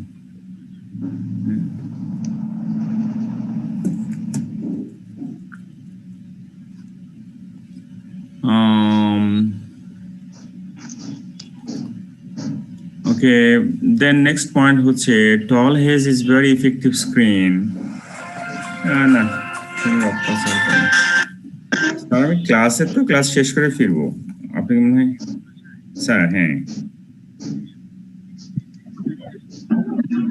Sir, effective screen for maintaining privacy from adjoining houses. এই পয়েন্ট আমি বলতে চাই এইভাবে, ধরো পাশাপাশি তোমার বাসায় অন্য বাসাও আছে পাশে, এখন সেখানে টল হেজ লাগবে, কারণ বলাই আছে টল হেজ। কারণ কি জানো কিনা? কারণটি হলো যে এক বাসার ছেলেমেয়েরা যাতে পাশের বাসার ছেলে মেয়েকে না দেখতে পারে সরাসরি, ঠিক আছে কিনা? তো এইটিকে তোমার প্রাইভেসি মেইনটেনিং এর জন্য আমাকে টল হেজ ব্যবহার করতে হবে, এবং টল হেজ দেওয়ার জন্য টল প্ল্যান্ট যেগুলো আছে আমরা সিলেক্ট করে নেব। উইপিং দেবদারু দিয়ে এটা করলেই ভালো হবে। তাহলে হবে কি, পাশাপাশি আর দেখা সাক্ষাৎ হবে না, যদিও মিডিয়াতে দেখা সাক্ষাৎ করা যাচ্ছে, কিন্তু ডিঙ্গিয়ে দেখার সুযোগ থাকবে না। It acts as a windbreak, একটি তোমার হলো বাতাস প্রতিবন্ধক, অর্থাৎ একটা খালি জায়গাতে বাড়ি করেছে, লন করেছে, সব ঠিক আছে, কিন্তু ইউজ বাতাস আসে, সেটাকে ব্রেক করার জন্য তোমার কিন্তু এই হেজটা কাজে লাগবে যদি টল হেজ লাগাইতে পারো। Windbreak during storm and cold winter, খুব ঠান্ডা শীতের সময় দেখবা যে যদি টল হেজ থাকে বাড়ির পাশে, বাড়িতে শীত কম লাগবে, ঝড়ের সময় বাতাস কম লাগবে। বাতাস দেখো, ইট reduces air and noise pollution. বাতাস তো নর্মালি ডাস্ট পার্টিকেল দিয়ে হয়, পলিউশন হয়, সেগুলো যদি হেজ থাকে বাড়ির পাশে, তাহলে দেখা যায় বাড়ির ভিতরে ডাস্ট গুলো কম আসবে। Noise pollution also reduce by হলো হেজ। আমরা যদি হেজ দেই, অনেকটাই নয়েজ, মানুষের নয়েজ, গাড়ি ঘোড়ার নয়েজ, সব নয়েজটা কিন্তু কমে যাবে। তো একটু বাসায় কিন্তু হেজ অত্যন্ত দরকার। Well maintain hedge, specially with colourful foliage, যেটা লাস্টলি বলছি, এটা সুন্দর যদি আমরা খুব ফুল এলা গাছ দিয়ে হেজ দিতে পারি, that will increase the beauty of your home. It's the another important point. প্রতিটা পয়েন্ট ইম্পর্টেন্ট এখানে দেখো separation tall hedge the privacy windbreak reduces the pollution and হলো যে maintains the special beauty of house increase করা যায় by using hedge. এখন আমরা এই হেজটা বানাবো কিভাবে, that is the point. Hedge বানাবো নর্মালি তো হেজ দেখো তোমরা ক্যাম্পাসে বা আশেপাশে যে কোনো শহরে দেখতে পাও। হেজের ওয়াইড প্রশস্তটা খেয়াল করে দেখো, প্রশস্ত কিন্তু খুব বেশি না, এটি 30 to 90 সেন্টিমিটার, অর্থাৎ মোটামুটি 30 সেন্টিমিটার থেকে শুরু করে 1 মিটারের কাছাকাছি এতটুকু ওয়াইড হয়। আর লেংথ হলো as much as you need, as much as you have the space. So সেটি একটি সিকোয়েন্সিয়াল ওয়েতে আগালেই বুঝে তোমার মনে থাকবে। এবং এখানে কি কি গাছ দেবো দেখো, এটুকু বাদ দিয়ে দিলাম, এগুলো টেকনিক যে কি কিভাবে দেবো আর কি। তাহলে মোটিভ হেজ প্ল্যান যখন আমরা সিলেক্ট করবো সেখানে কতগুলো পয়েন্ট খেয়াল করতে বলছি। যে একটি হেজটাকে আমরা আগের আলোচনা থেকে দেখতে পেলাম যে বায়ু প্রোটেকশনের ব্যাপার আছে, আবার বিউটির ব্যাপার আছে। যদি only if you think only protection, that in that case এক ধরনের গাছ, সেগুলো heavy, hardy, quick growing, resistant to drought, insect, এগুলো হতে হবে। আর যদি হয় না আমি আমার কোনো সব দিকে সেফটি আছে, সমস্যা নেই, আমি অর্নামেন্টাল পয়েন্ট অফ ভিউ থেকে আমার এই হেজটা দেবো, তখন তোমাকে অবশ্যই বিউটিফুল ফলিয়েজ এবং কালারফুল ফলিয়েজ এবং কালারফুল ফ্লাওয়ারিং গাছ সিলেক্ট করতে হবে। এটা হলো মোটিভ টু সিলেক্ট হলো হেজ প্ল্যান্টস। ঠিক আছে না ব্যাপারটা? প্রোটেক্টিভ পয়েন্ট অফ ভিউ একটা, অর্নামেন্টাল পয়েন্ট অর্থাৎ আমরা বিউটির পয়েন্ট অফ ভিউ থেকে, সেটি আমরা দুটি পয়েন্ট খেয়াল করে আমরা গাছ সিলেক্ট করব। যেভাবেই করি না কেন, আমাদের following plants can be used for haze, that could be dwarf bamboo, করমচা আর কি, দুরন্ত, ইক্সোরা হচ্ছে রঙ্গন, যেটা রঙ্গন আবার there are two or three kinds. So Rangan, bougainvillea, wild rose, China box, জবা, থুজা, দেবদারু, ক্রোটন, এই যেগুলো কমনলি আমাদের আশেপাশে আছে, দ্যাট ইজ ফাইন। এছাড়া একটা নতুন যেটা শেহরা বলে, শেহরা, আমি সাইন্টিফিক এখন this sort of plants can be used as a haze, কারণ হলো they are the green, hardy means that they can survive at any condition, they can survive under drought, they can survive under any kind of stress, they can grow with heavy pruning, তাতে সমস্যা হয় না। Therefore এই গাছগুলো is beautiful, suitable for haze plant। ঠিক আছে কিনা? এখন আমরা যাচ্ছি যে এই গাছগুলো সিলেক্ট করব কতগুলো পয়েন্ট। আগে তো বলছি মোটিভটা ছিল, হলো আমাদের যে প্রোটেকশন মোটিভ হয়, সেক্ষেত্রে কিছু পয়েন্ট থাকতে হবে যে it should have attractive leave, সুন্দর লিভ থাকতে হবে, ফ্লাওয়ার আর বোথ, দুটোই থাকতে পারে। It should have thick texture and quick growing, it should be grown easily, আমি যেটা বলছি আর কি, মিনিমাম কেয়ারে গ্রো করবে, luxurious growth. Cattle goat cannot eat, অর্থাৎ ডু নট ইট, ক্যানট মানে এখানে do not is better, because খাবে না, আর ক্যানট হলে খেতে পারবে না, দুই জিনিস কিন্তু। তো এগুলো ছাগল গরু ছাগল খায় না মূলত, normally they do not eat such kind of plants. So it can tolerate frequent and heavy pruning আমি আগেও বলছি। ইট শুড বি এভারগ্রিন, এটা ইম্পর্টেন্ট পয়েন্ট যে এভারগ্রিন হতেই হবে, আদারওয়াইজ তুমি তোমার বাড়ির প্রোটেকশনের জন্য স্ক্রিন বানাইলা হলো হেজ প্ল্যান্ট দিয়ে, দেখা গেলো যে ডিউরিং উইন্টার সিজন যেগুলো ডেসিডিউয়াস, পতনশীল যে গাছগুলো আছে, পাতা ফেলে দিল, তাহলে তো বাড়ির আর হলে সেই প্রোটেকশন থাকলো না। সো এভারগ্রিন হতে হবে, এটা শর্ত যে hedge plant should be evergreen and easily propagated. অর্থাৎ এটি একটি ইম্পর্টেন্ট পয়েন্ট যে আমরা যে সমস্ত গাছের কথা বললাম সেগুলো কাটিং করে লাগালে হয়ে যায়, তার মানে এর চেয়ে ইজি প্রপাগেশন টেকনিক আর পৃথিবীর কোথাও নেই। সো এভারগ্রিন, ইজিলি প্রপাগেটেড হতে হবে, এগুলো মনে রাখতে পারবা। Withstand heavy rain, drought condition, যে কোনো অবস্থাতে এগুলো বেঁচে থাকতে পারবে বা গ্রো হতে পারবে। ঠিক আছে না? মোটামুটি এই হলো আমাদের ক্রাইটেরিয়া। আগাই নাকি? আশিক, আমরা আজকে মনে হয় নানান ধরনের ফোন আসলে যেতে হবে, অফিসে না গেলে হয় না। আজকে মনে হয় এটা দিয়ে শেষ করবো, বুঝছো? আর একটা মনে হয় আমাকে সময় দিও তোমার সুইটেবল টাইমে। তোমার দেয়ার আর সেভারাল ক্লাসিফিকেশন আছে এখানে, সেটি হলো ক্লাসিফিকেশন কিসের উপরে? Hedge are planted to protect the area, to avoid the trespassing অর্থাৎ ক্রসিং ট্রান্সপাসিং ভিতরে আসা যাওয়া কমানোর জন্য বা বন্ধ করার জন্য মানুষ গরু ছাগল যাই হোক না কেন সবকিছুর জন্য তো আমরা দিয়ে থাকি। Therefore, according to purpose, haze can be classified tall protective haze and dwarf protective haze. দু রকমই হবে। টল লাগবে সেটি টল যেটি একটা সমস্যা পড়ে গেলাম, এই সমস্যাগুলো এখানেই হচ্ছে বেশি।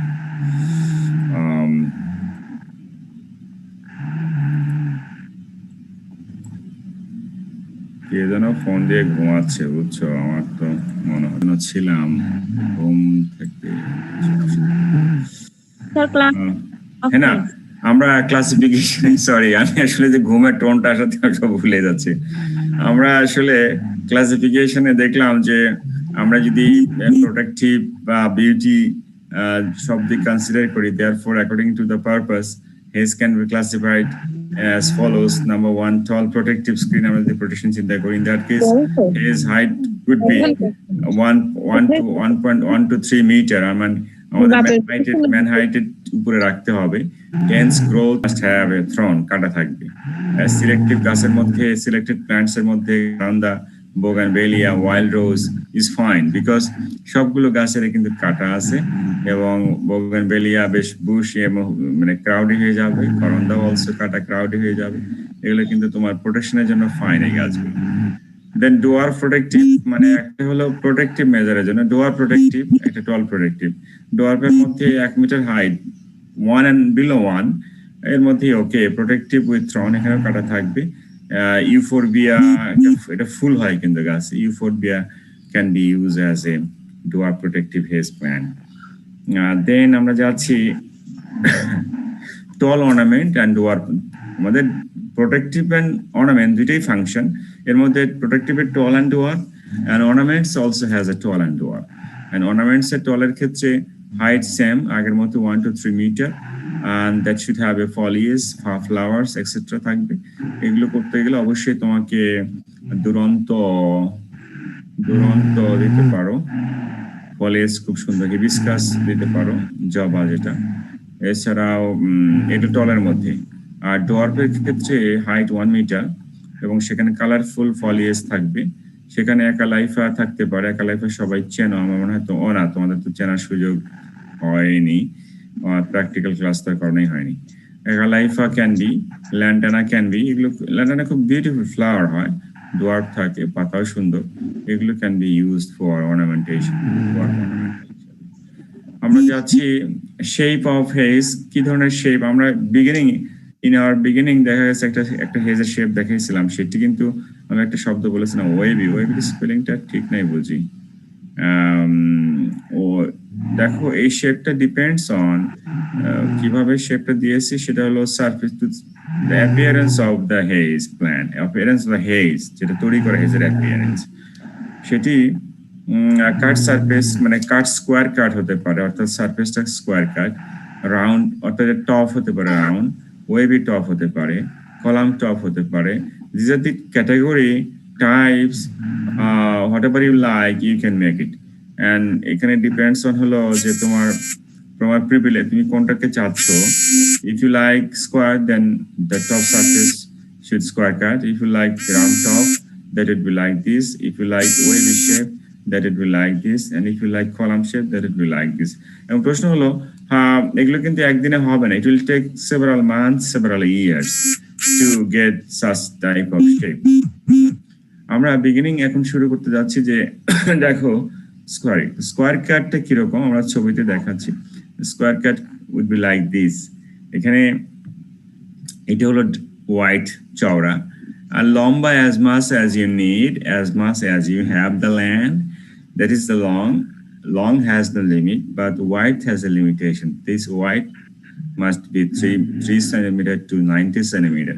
এটা মোটামুটি মনে হচ্ছে যে about 50 centimeter বা 60 centimeter. So এই wide depends on হলো তোমার এরিয়া, অর্থাৎ তুমি যদি বাসায় করো তোমার নিজের হোম গার্ডেনে, সেক্ষেত্রে এত বড় ওয়াইড আননেসেসারি। এইগুলো মূলত পাবলিক এরিয়া, যেখানে পাবলিকের কমিউনিকেশন মানে মুভমেন্টটা বেশি থাকে, ইন দ্যাট কেস সেগুলো অবশ্যই ওয়াইডার হতে হবে, আদারওয়াইজ এগুলো জাম্পিং করে টপকিয়ে তোমার উপরে ভিতরে লোক আসতে পারে। দেয়ারফর এগুলো, আর দেখো রাউন্ড সারফেস, পাশের ছবিটা কিন্তু সারফেসটাকে তারা রাউন্ড আস্তে আস্তে রাউন্ড করে নিচ্ছে। It will not produce within a year, it will take long time. আসলে এটি তোমার আসলে সময় লাগবে, আস্তে আস্তে তোমাকে শেপ দিতে হবে। দেন ওয়েবি আমরা বলি যে ওয়েবি আমরা ইনিশিয়ালি দেখিয়েছি, এটা কিন্তু ওয়েবি করে নিতে হবে আর কি, তোমাকে প্রুনিং করে ওয়েবি করে নিতে হবে। ওকে, আমরা এখন যাচ্ছি যে how to develop a new hedge. New hedge করা সিম্পল, এখানে তোমাকে সিলেকশন করতে হবে জায়গাটা, প্রিপারেশন করতে হবে জায়গাটা, দেন প্ল্যান্টিং করতে হবে। So if you want to get the good haze, so site should be loamy soil is ideal. Land should be prepared by digging. যেহেতু জায়গাটা খুবই ছোট, এখানে প্লাউইং এর কোনো প্রয়োজন নেই, নর্মালি স্প্রেডিং বা ডিগিং এনিহাউ করে নিতে হবে। একটা ডেপথ অফ 25 to 30 অথবা 20 থেকে 25 সেন্টিমিটার আর মোর ডেপথে, একটা টেবিল স্কেলে যেটা আছে সেই পর্যন্ত ডেপথে তোমাকে তৈরি করলে হবে। দেন মিক্সড উইথ ডিকম্পোজড কাউডাং,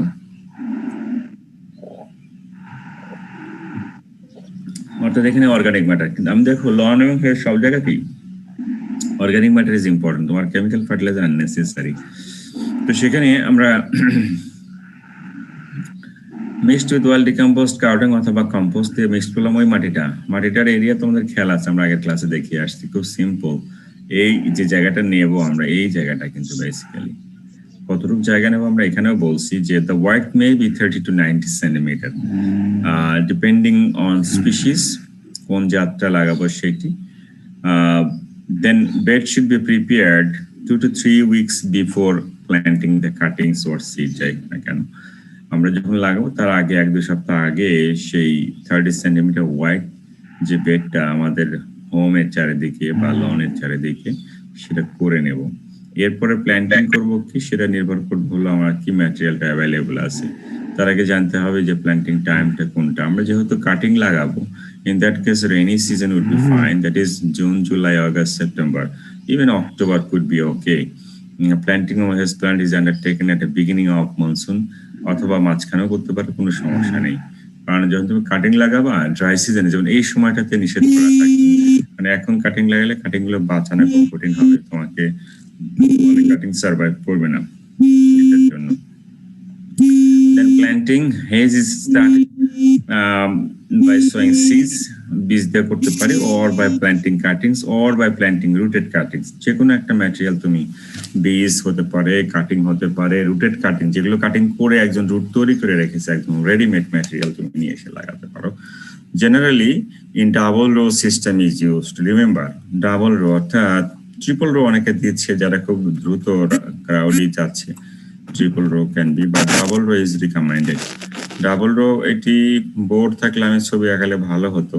তোমরা যে ছবিটা আমি দেখালাম হেজে, এটা একটা 30 সেন্টিমিটার যদি হয়ে থাকে, এই 30 সেন্টিমিটারের মাঝখানে 2টা রো করতে হবে। তাহলে কি হচ্ছে, সেখানে 10, সেখানে 2 পাশ থেকে একটু বাদ দিলে আমি যদি 15 সেন্টিমিটার 7.5 বাদ দিই, মাঝখানে আসি, তাহলে এই মাঝখানে 15 সেন্টিমিটার ডিস্টেন্স থাকবে 2টা রোর মাঝখানে, এবং সেই 2টা রোই যাবে হলো লম্বালম্বি ভাবে যতটুকু তোমার জায়গা আছে। সেই 2টা লাইনের মধ্যে কিভাবে লাগাবো সেটি বলা আছে, spacing should be 10 to 20 centimetre between the plants. আমাদের লাইনের ডিস্টেন্স কিন্তু 15, আমি লেখা নেই এখানে, বাট লেখা উচিত ছিল। লাইন টু লাইন ডিস্টেন্স 15 ধরে নিলাম, এবং each line should contain plants, সেগুলোর স্পেসিং হবে 10 থেকে 15। ইভেন তোমার যদি খুব ক্রাউডি লাগে, অর্থাৎ তোমার কাটিংও বেশি থাকে, তাহলে 10-এর কমেও দিতে পারো, তবে 10 সেন্টিমিটার ইজ ফাইন। 10 সেন্টিমিটার পর পর কাটিং গুলো লাগাতে হবে। সে লাগানোর কিছু টেকনিক আছে, সেগুলো 2টি প্যারালাল লাগানো যাবে না, এক লাইনে যেটা লাগালে পরের লাইনটা তার মাঝখানে মারা যেতে হবে, অর্থাৎ যাতে করে গাছের গ্যাপ থাকে আর কি। Immediate after planting water is applied. এখানে একটি বিষয় থাকবে, সেটি হলো নর্মালি বীজ সয়িং করলে কিন্তু ইরিগেশন দেওয়া যাবে না, কাটিং নর্মাল কাটিং দিলে লাগা যাবে না, এখানে কিন্তু রুটেড কাটিং দিলে পরে ইরিগেশন দিতে হবে। In case of rooted cutting, irrigation is required, but এখানে বলা আছে কমন কথা immediate after planting water is applied। কথাটা ইন দ্য সেন্স কিন্তু কিছুটা ভুল আছে, আমরা যদি সিড সোয়িং করে পানি দেবো না, basically immediate after planting of rooted cutting irrigation is required, এই কথাটা একটু লিখে নিন। রুটেড কাটিং প্ল্যান্টিং গুলো ইরিগেশন দিতে হবে। Then intercultural operation, this is very simple. আমরা যে কাটিং গুলো লাগাবো সবগুলো কাটিং যে will survive, it's not true, some cuttings may die. So gap filling is important in that case. Gap filling with কি সিমিলার স্পিসিস, আমরা যদি ইকজোরা দিয়ে হেজ করতে চাই রঙন দিয়ে, তাহলে ইকজোরাই আমাকে পরে গ্যাপ ফিলিং করতে হবে। Weeding is done time to time, this is another important point, যে hedge plant like other crops, hedge always plant also তোমার হলো ইম্পর্টেন্ট, যে অন্য উইড হলে সেটার গাছে গ্রোথ কম হবে, পোকা ধরবে। So weeding is necessary in that case. Regular irrigation during dry season, common dialogue, যেটি ড্রাই সিজন হলে অবশ্যই রেগুলার ইরিগেশন করতে হবে। বাট একটা পয়েন্ট এর সাথে লাগাতে হবে যে proper drainage facilities should provide during rainy season, অর্থাৎ হেজের মধ্যে যাতে পানি জমে না থাকে, এই জন্য রেইনি সিজনের ড্রেনেজেরও ফ্যাসিলিটিস রাখতে হবে। আদারওয়াইজ হেজ প্ল্যান্ট কিন্তু দুর্বল হয়ে যাবে এবং পোর গ্রোথ হবে, মরে যাবে না বাট পোর গ্রোথ হবে, যে বিউটি আছে সে বিউটি থাকবে না। এখানে নাম্বার 4 যেটি pruning, this is the critical point, because আমরা তো গাছ লাগিয়েছিলাম 10, 15, 20 সেন্টিমিটার দূরে দূরে, 15 সেন্টিমিটার দূরের লাইন।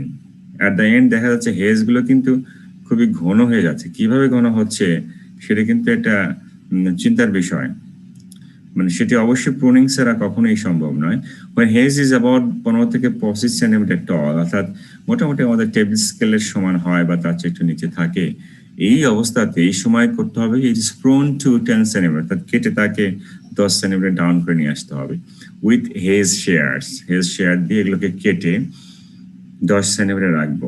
যখন রাখলাম অ্যাক্সিলারি ব্রাঞ্চ উইল ইমার্জ, অর্থাৎ একটা গাছ কেটে ফেলে তার অ্যাক্সিল থেকে কিন্তু অনেকগুলো, প্রতিটা অ্যাক্সিল থেকে গাছ বের হবে।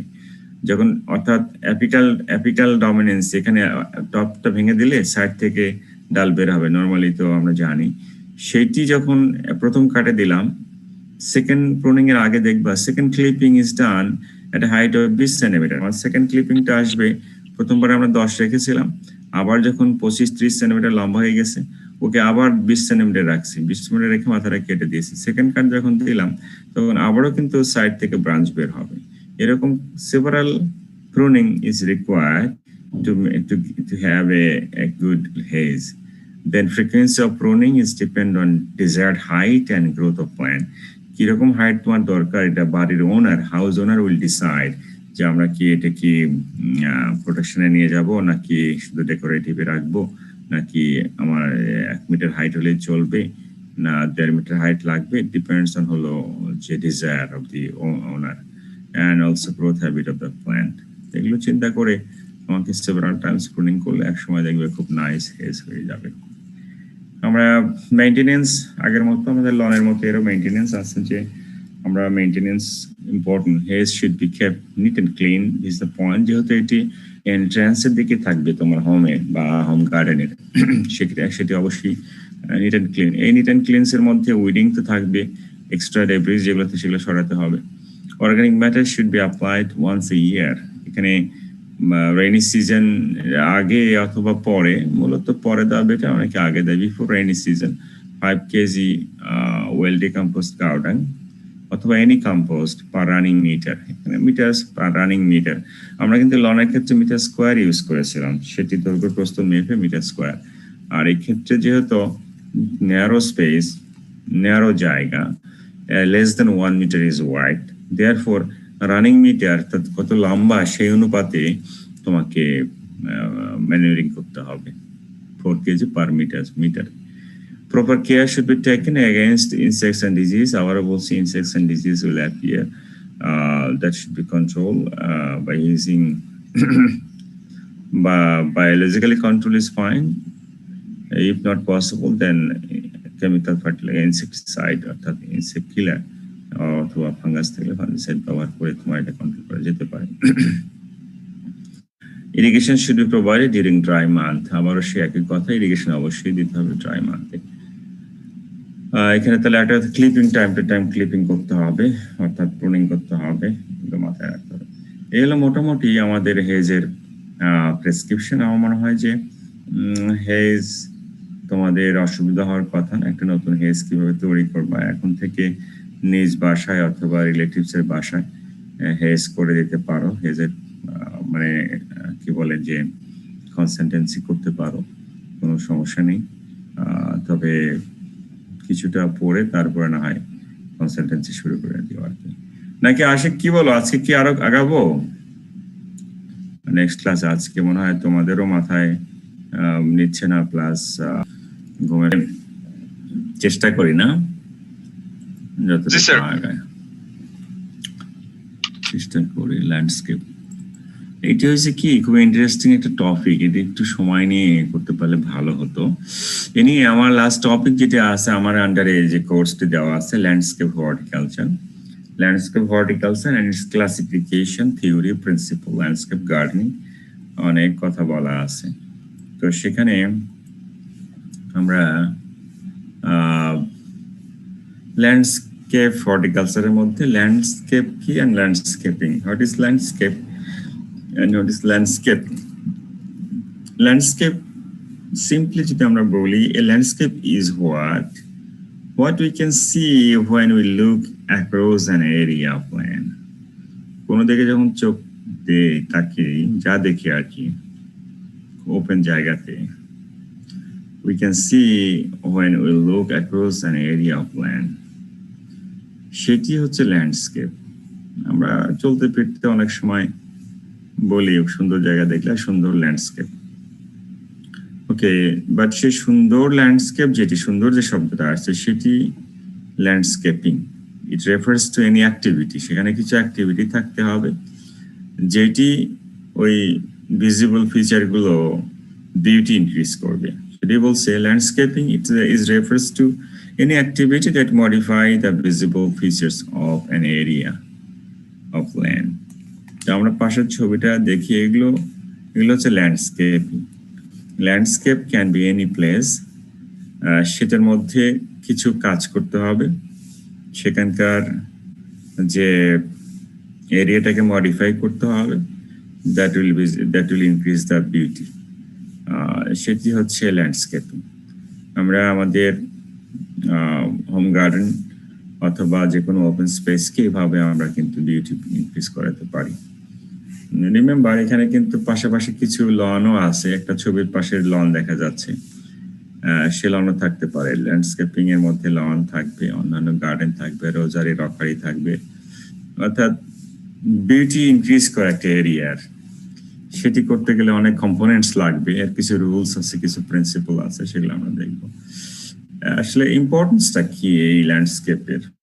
ইম্পর্টেন্স হচ্ছে landscape support our health and well-being by encouraging physical outdoor activity. যেটা একটা ওপেন ল্যান্ডস্কেপ থাকে, খোলা ল্যান্ডস্কেপ থাকে, সেখানে অবশ্যই অনেক অ্যাক্টিভিটিস সেখানে থাকবে, কাজ করতে হবে, সেটা আমাদের ফিজিক্যাল অ্যাক্টিভিটিসকে বাড়াবে, সেটি আমাদের টেনশন রিডিউস করবে। It offers aesthetic enjoyment, then escapism, tranquility, and sense of belongings to an area with a distinct natural and cultural identity. একটু হার্ডার, কতগুলো বিষয় মানে একটু কঠিনই মনে হবে, বাট সিম্পলি যদি আমরা মনে করি যে অ্যাস্থেটিক এনজয়মেন্ট হবে, আমার একটা সুন্দর যদি ল্যান্ডস্কেপ থাকে আমার বাসার আশেপাশে, তাহলে সেটি কিন্তু এই কাজগুলো করবে আর কি। দেন আমরা ল্যান্ডস্কেপের ডেফিনিশন, ল্যান্ডস্কেপ হর্টিকালচারটা কি? তাহলে ল্যান্ডস্কেপ হর্টিকালচার হচ্ছে একটা ব্রাঞ্চ অফ হর্টিকালচার। আগেটা ছিল landscaping, then utility of landscape, then এখন আসছে ল্যান্ডস্কেপ হর্টিকালচার। আসলে এই বিষয়গুলো যারা ডিল করবে, যে হর্টিকালচারের যে অংশে ডিল করবে, the branch of horticulture which deals with the art and knowledge of development of a plantation of ornamental plants by arranging them in a such manner with existing plants and structures to beautify a place, maintain natural scenery, may be called as landscape horticulture. সেটি একটা branch of horticulture যেটি deal করবে এই বিষয়গুলো নিয়ে। এই landscape হর্টিকালচারে কিছু objectives থাকবে, সেখানে to enhance the aesthetic appeal of an area, যে কোনো এরিয়ার aesthetic value বৃদ্ধি করা, to increase the property value, to secure the attractive ground, modify the environmental factor, provide hobby, তার যেগুলো অ্যাক্টিভিটি বাড়ানোর জন্য সেগুলো, to improve and conserve natural resources. এখানে একটা ল্যান্ডস্কেপ করলে সেখানে আমরা তো বলছি ডেফিনেশনে যে এক্সিস্টিং প্ল্যান্টস থাকবে এবং তার সাথে অ্যাডিশনাল কিছু প্ল্যান্টস সংযোজন করব, তাহলে সেটি ইমপ্রুভ করবে, কনজার্ভ করবে ন্যাচারাল রিসোর্সেস, তাছাড়া সোয়েল ইরোশন কমাবে, reduces the noise, environment pollution. This sort of activities হলো এই ল্যান্ডস্কেপ হর্টিকালচারের টার্গেট। আমরা যদি ক্লাসিফিকেশনে যাই দেখবো যে যে কোনো জায়গায় ল্যান্ডস্কেপ হতে পারে, কিন্তু তোমার হোমে হতে পারে, তোমার ইন্ডাস্ট্রিয়াল এরিয়াতে হতে পারে, পাবলিক প্লেস হতে পারে, হিস্টোরিক্যাল প্লেসে হতে পারে।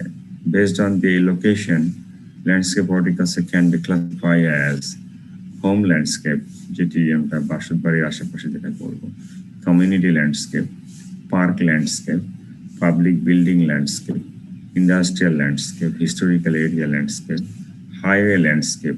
বড় বড় আমাদের দেশে হাইওয়ে হচ্ছে এখন, যেটি পদ্মার উপর থেকে ফরিদপুরের ওদিক দিয়ে ভাঙ্গা দিয়ে যাচ্ছে। এটি আমি গেছি, খুব সুন্দর হয়েছে আর কি। এগুলো এখানে যে ল্যান্ডস্কেপ গুলো করছে সেগুলো কিন্তু হাইওয়ে ল্যান্ডস্কেপ হবে সেটি।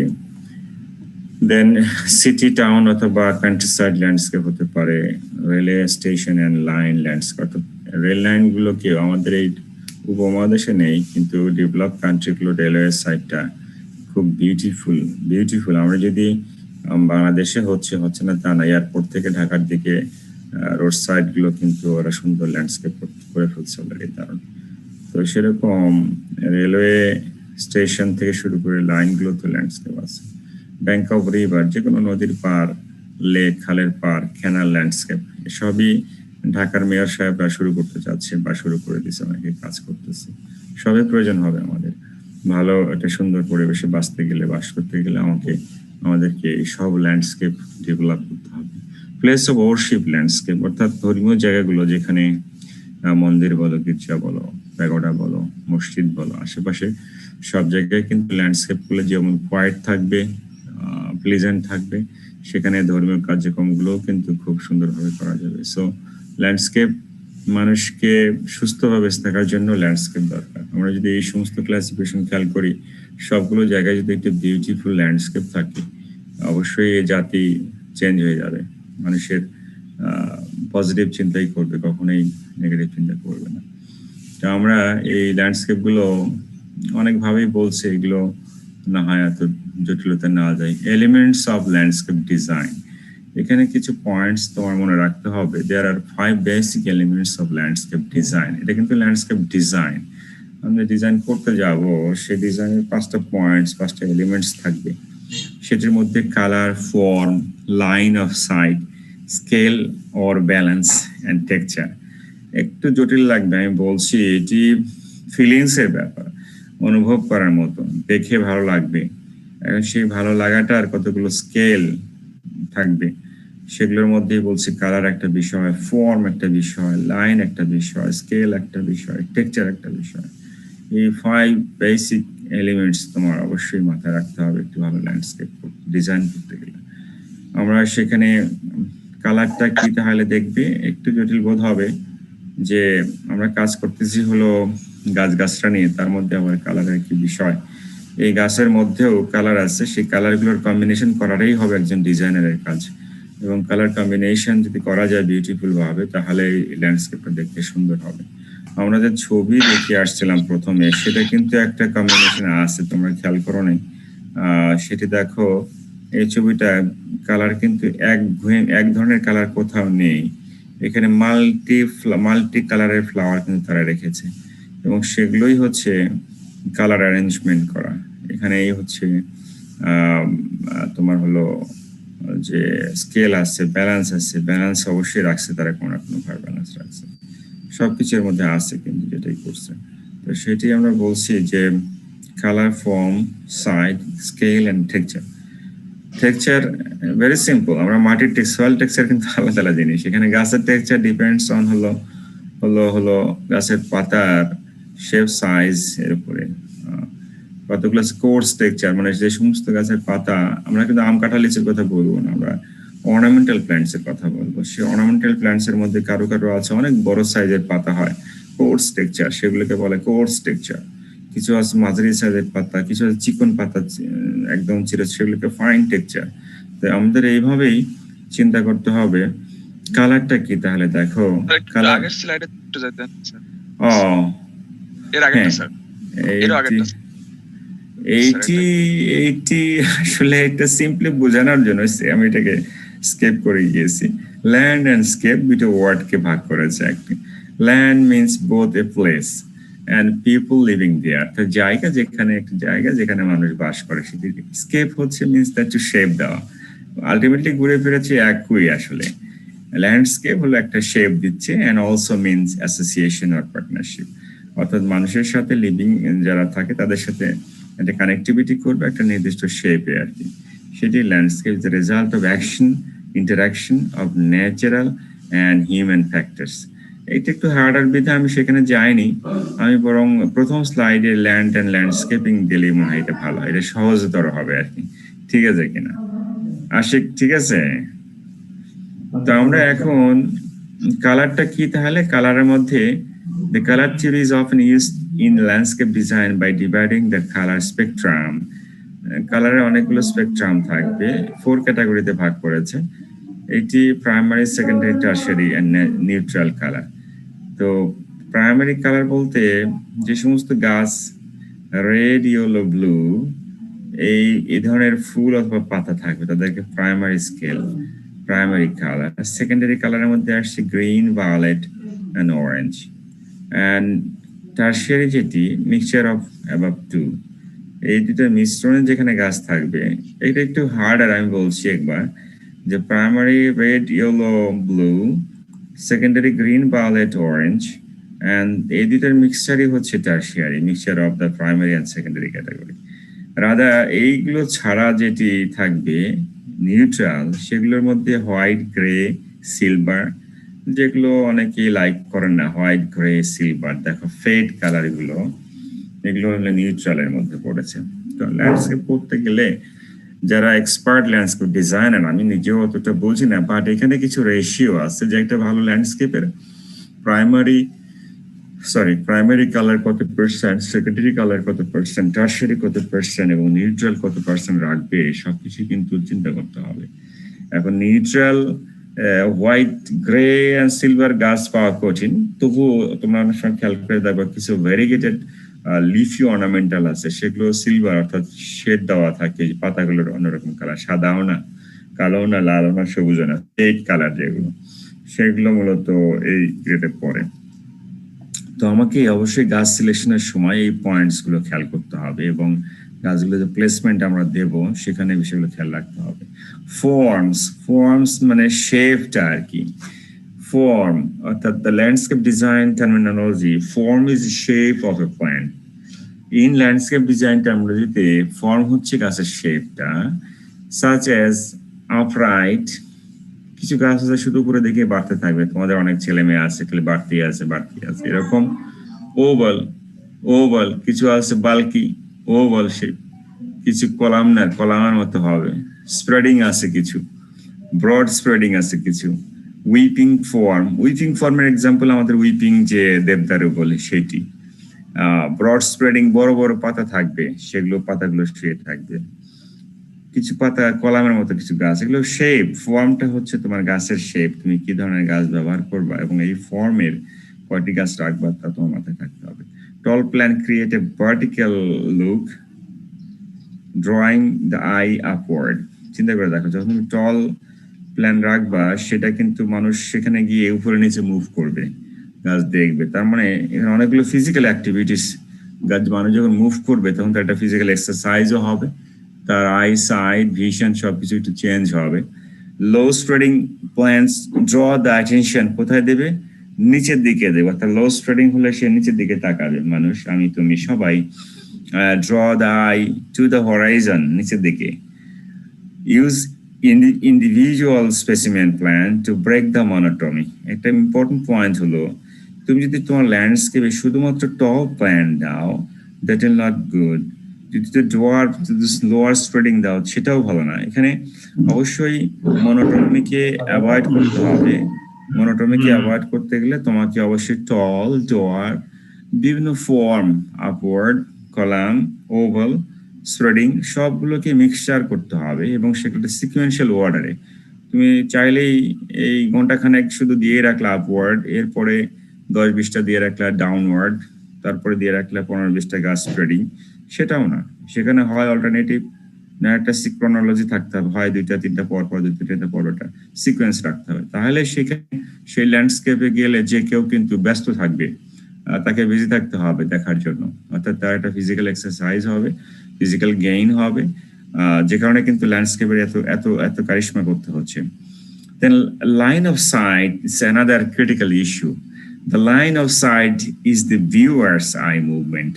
অর্থাৎ আমি তুমি যারা যাবো ল্যান্ডস্কেপে, আমার তো ভিউয়ারের চোখ আসলে এই viewer eye movement or flow being influenced by the arrangement of the plants. অর্থাৎ প্ল্যান কিভাবে অ্যারেঞ্জ করবে তার উপরে কিন্তু আমাদের মুভমেন্টটা নির্ভর করতেছে।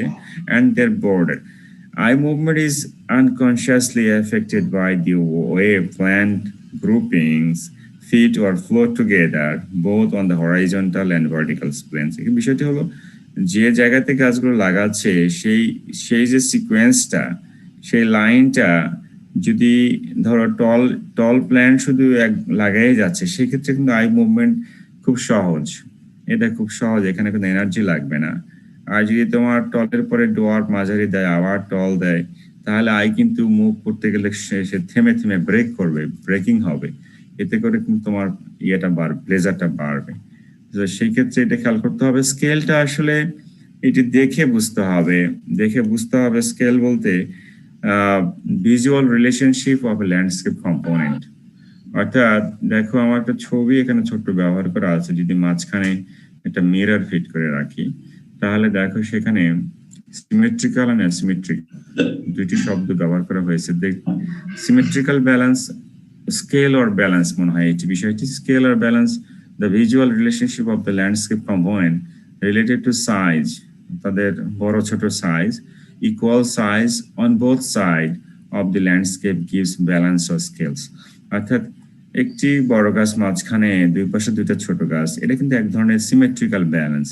এখন একদিকে মাঝখানে বড়, একদিকে ছোট, পরের দিকটা আরো ছোট বা আরো বড় হয়, তাহলে অ্যাসিমেট্রিক্যাল ব্যালেন্স।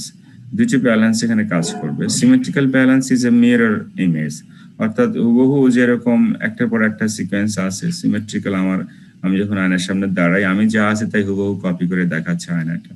সো এখানে symmetrical balance is a mirror image arrangement in which elements on either side of a composition match on another, একে অপরের সাথে ম্যাচ করবে, এটা হলো symmetrical balance. Then asymmetrical balance যেটা বলছি যে আমি ল্যান্ডস্কেপের মাঝখান দিয়ে যাচ্ছি, মাঝখানে ডান পাশে হয়তো একটা গাছ বা দুইটা গাছ, বাম পাশে আছে একটা ছোট তিনটা বড়, এগুলোকে বলছে asymmetrical balance. Asymmetrical balance is considered to be more dynamic because it integrates a variety of shape, size, color, texture and line.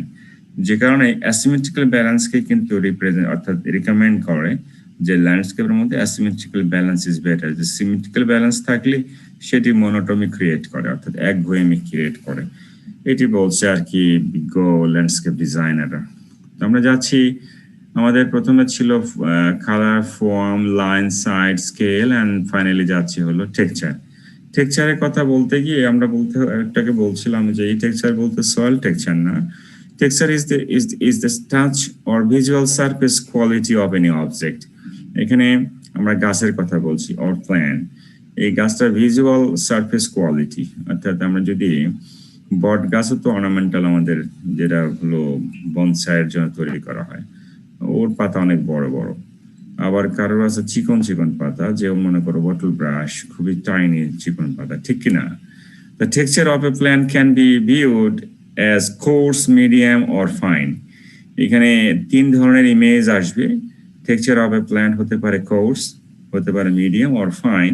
Mixed plant with larger leaves creates a coarse texture. দেখো আমি একটু আগে বলছিলাম যে যে সমস্ত গাছের পাতা বড় সেগুলোর অ্যাপিয়ারেন্সটা অ্যাপিলটা আমার চোখের অ্যাপিলটা ফিলিংসটা হবে এগুলো কোর্স টেক্সচার।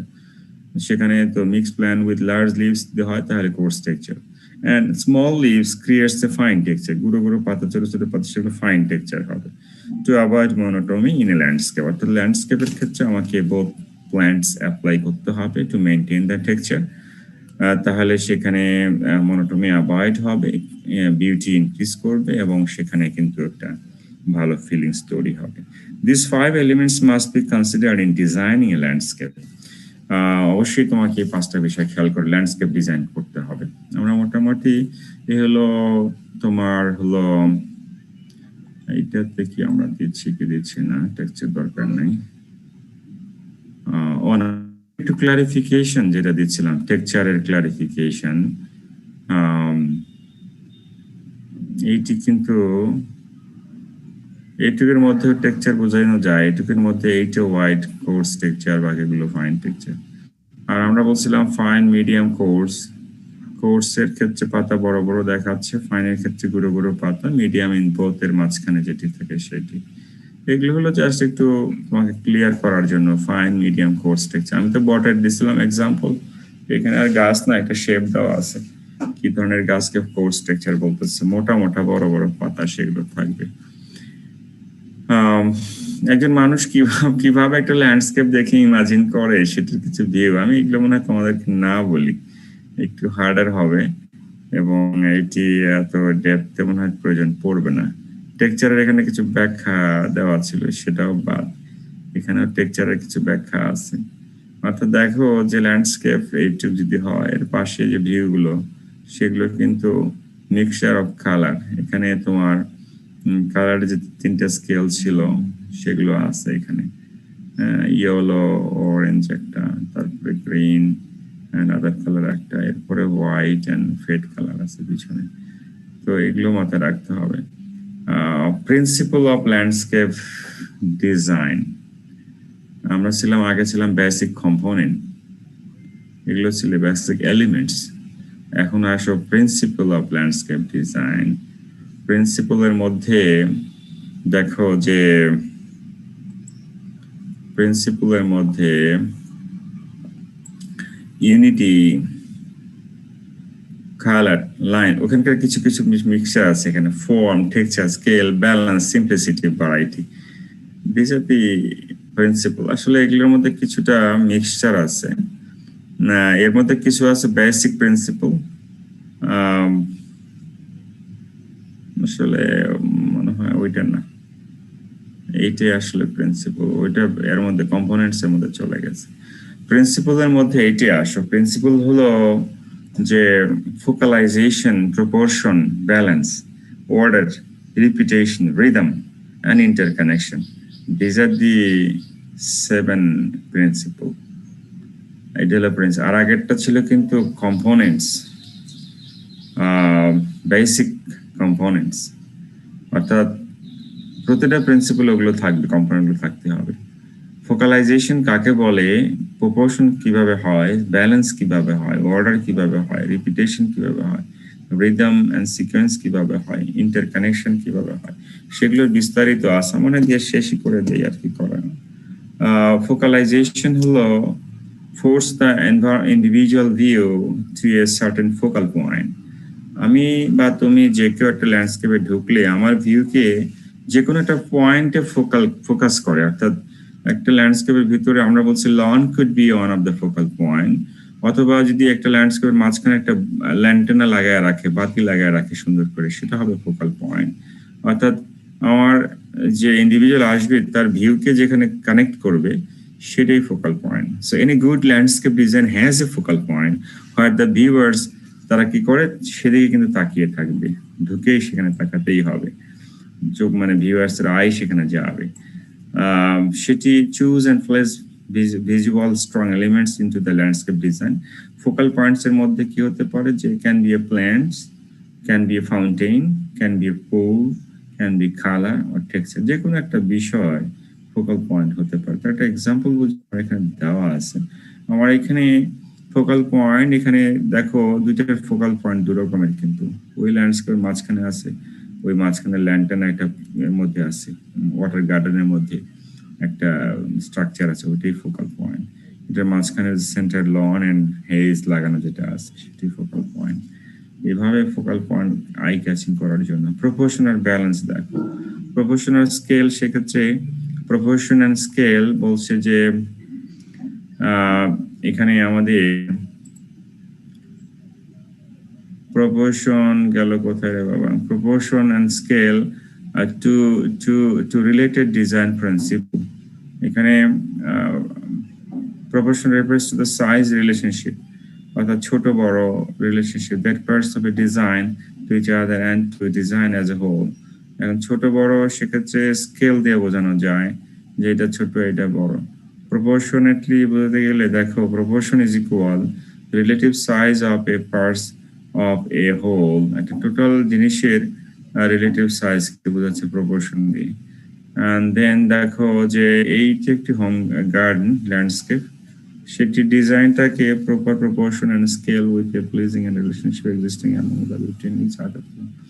এখানে একটি বাড়ির দুই পাশে দুইটা গাছ, সেখানে একটা প্রপোর্শন আছে বড় গাছ ছোট গাছ দিয়ে করছে আর কি। এগুলো একটু হার্ড, আর আমি জানি না এটা কিভাবে। এখানে একটা প্রপোর্শন আছে যে আমাদের ল্যান্ডস্কেপে এন্ট্রান্স করে ডান পাশে বাম পাশে কিন্তু সিমিলার শেপ থাকতে হবে। এখন যদি প্রপোর্শনেটলি এটা ছোট হয় এটা বড় হয়, এখানে কিন্তু দেখতে খারাপ হবে। এবং অ্যাজ এ হোল এখানে আমার চোখটা কিন্তু এখানে গিয়ে পড়ছে, সেই পাশে দুইটা গাছই সমান থাকতেছে, এবং এর বরাবরই কিন্তু একটা হাউস আছে এখানে যেখানে হয়তো ডিসকাশন হয়। সবকিছু একটা প্রপোর্শন মেনটেন করে তারা চলছে। এবং দেখো এই পাশে তাকালে ডান পাশের যে ভিউটা, সেই ভিউটার যে অ্যারেঞ্জমেন্ট, বাম পাশের ভিউটার অ্যারেঞ্জমেন্ট কিন্তু একদমই সেম বলতে গেলে। সো এটি হচ্ছে প্রপোর্শনেটলি অ্যারেঞ্জ করা। পিছনে দুইটা গাছ আছে দেখো বড় গাছ, এই দুটো গাছও কিন্তু প্রপোর্শনেটলি অ্যারেঞ্জ করা আছে, অর্থাৎ সবকিছু হবে প্রপোর্শনেটলি। এখন balance is refers to a state of equilibrium, it could B A real or কি পারসিসিভ। এখানে traditionally we think A balance is the balance, মানে তোমার হলো সিমেট্রিক্যাল অ্যাসিমেট্রিক্যাল যে ব্যালেন্সের কথা বলছিলাম সেইটি। এখানে সিমেট্রিক্যাল ব্যালেন্স হচ্ছে এইটি যেটা দুই পাশে সমান থাকবে, আর অ্যাসিমেট্রিক্যাল ব্যালেন্স হলো যে পাশে এক পাশে কম এক পাশে বেশি থাকবে। অর্ডার অর ইউনিটি, এখানে কিছু অর্ডারের কথা বলা আছে। Order refers to the organisation balance landscape. সেখানে অর্ডার বলতে দেখো ক্রোনোলজিক্যাল কিছু অর্ডার থাকবে, ছোট থাকবে বড়, ছোট থেকে আস্তে আস্তে বড়র দিকে যাচ্ছে, একটা অর্ডার আছে। যখন বড় গাছগুলো তখন বড়গুলোই থাকবে, পরে নিচ থেকে আসো সেগুলো গ্রাজুয়ালি ছোট হবে। এবং এখানে সবগুলো বিষয় মেনটেন করেছে। এখানে কালার কম্বিনেশন আছে, এখানে লাইন আছে, এখানে স্কেল আছে, এখানে ব্যালেন্স আছে, সবকিছু মেনটেন করে কিন্তু এটা করেছে। এটা অবশ্যই আমাদের দেশের নয়, এরকম একটা ল্যান্ডস্কেপ থাকলে তো ভালোই হতো, তাহলে সব মানুষ সেখানে গিয়ে সুস্থ হতে পারতো, মানুষ অসৎ কাজ করতো না। রিপিটেশন রিদম, এখানে repetition is created by the repeated use of elements, অর্থাৎ রিপিটেশন প্রয়োজন, অর্থাৎ একটা কাজ একাধিকবার দিতে হবে, এটা একটা রিপিটেশন। সেটি কিন্তু আবার to create a pattern or sequence in the landscape, repeating the line colour form. Repetition হবে সবকিছুরই, লাইনের রিপিটেশন হতে পারে, কালারের হতে পারে, ফর্মের হতে পারে, টেক্সচার, এগুলো এলিমেন্ট, বেসিক এলিমেন্টস, সেই বেসিক কম্পোনেন্টস সেগুলো কিন্তু রিপিটেশন হতে পারে, এবং সেটা রিদম ক্রিয়েট করবে, একটা মনোমুগ্ধকর পরিবেশ ক্রিয়েট করবে। অবশ্যই রিপিটেশন থাকবে, আমাদের এই সিনারিগুলোতে আছে রিপিটেশন, এটা রিপিটেশন এর পাশে আছে, বোথ রিপিটেশন হচ্ছে, এখানে একটা ছোট বড় হয়ে গেছে বা স্কেল হিসেব রাখতে পারেনি, এটা রিপিটেশন আছে। তো আমাদের এখানে ফোকাল পয়েন্ট আছে, রিপিটেশন আছে, রিদম সবকিছু আছে। আমরা রিদম এন্ড সিকোয়েন্সের ক্ষেত্রে rhythm is a results of repetition, এটা একটার সাথে একটা কানেক্টেড। দেন ইন্টারকানেকশন বলতে দেখো, interconnection refers to the practice of connecting or physically joining all landscape elements and space, একটার সাথে একটা কানেক্টেড করছে। এখানে ল্যাক অফ ইন্টারকানেকশন, মাঝখানে ফাঁকা আছে, ইচ্ছা মতো একটা গাছ হয়েছে, মাঝখানে 3 বিঘা ফাঁকা, এরপর আবার ছোট একটা, এটাকে কানেকশন ইন্টারকানেক্টিং থাকতে হবে। এটি ল্যান্ডস্কেপ সুন্দর হবে না, একটার সাথে একটা কানেক্টিভিটি থাকবে, সেখানে কোর্স থাকবে, ফাইন থাকবে, টেক্সচারও থাকবে, কালার থাকবে, অর্থাৎ যে বেসিক কম্পোনেন্ট সেগুলো ম্যাচ করার পরেই কানেক্টিভিটি থাকবে। এই হলো মোটামুটি, আমার হাত দিকে না যায় এগুলো ভয় লাগবে। মোটামুটি আমি সামারি করে দিচ্ছি। সেটি হলো এখানে যেটি পড়তে হবে সেটি হলো ল্যান্ডস্কেপিং কি, ইম্পর্টেন্স অফ ল্যান্ডস্কেপ থাকলো, ল্যান্ডস্কেপের অবজেক্টিভস কি, ল্যান্ডস্কেপের ক্লাসিফিকেশন কি কি আছে, what is the basic elements, basic components of landscape and principle of landscape। ঠিক আছে কিনা? এই কতগুলো পয়েন্ট পড়লেই হবে, এর বাইরে যাওয়ার দরকার নেই, প্রয়োজন পড়বে না। ঠিক আছে, জি স্যার। 11টা কিন্তু বাজ, আমার আবার অনেকদিন কাজ, অনেকগুলো কাজ আছে। অ্যাটেন্ডেন্স আমার কাছে রেকর্ডটা থাকলে অসুবিধা হবে না, আমি দিয়ে সবাইকে দিয়ে দেবো।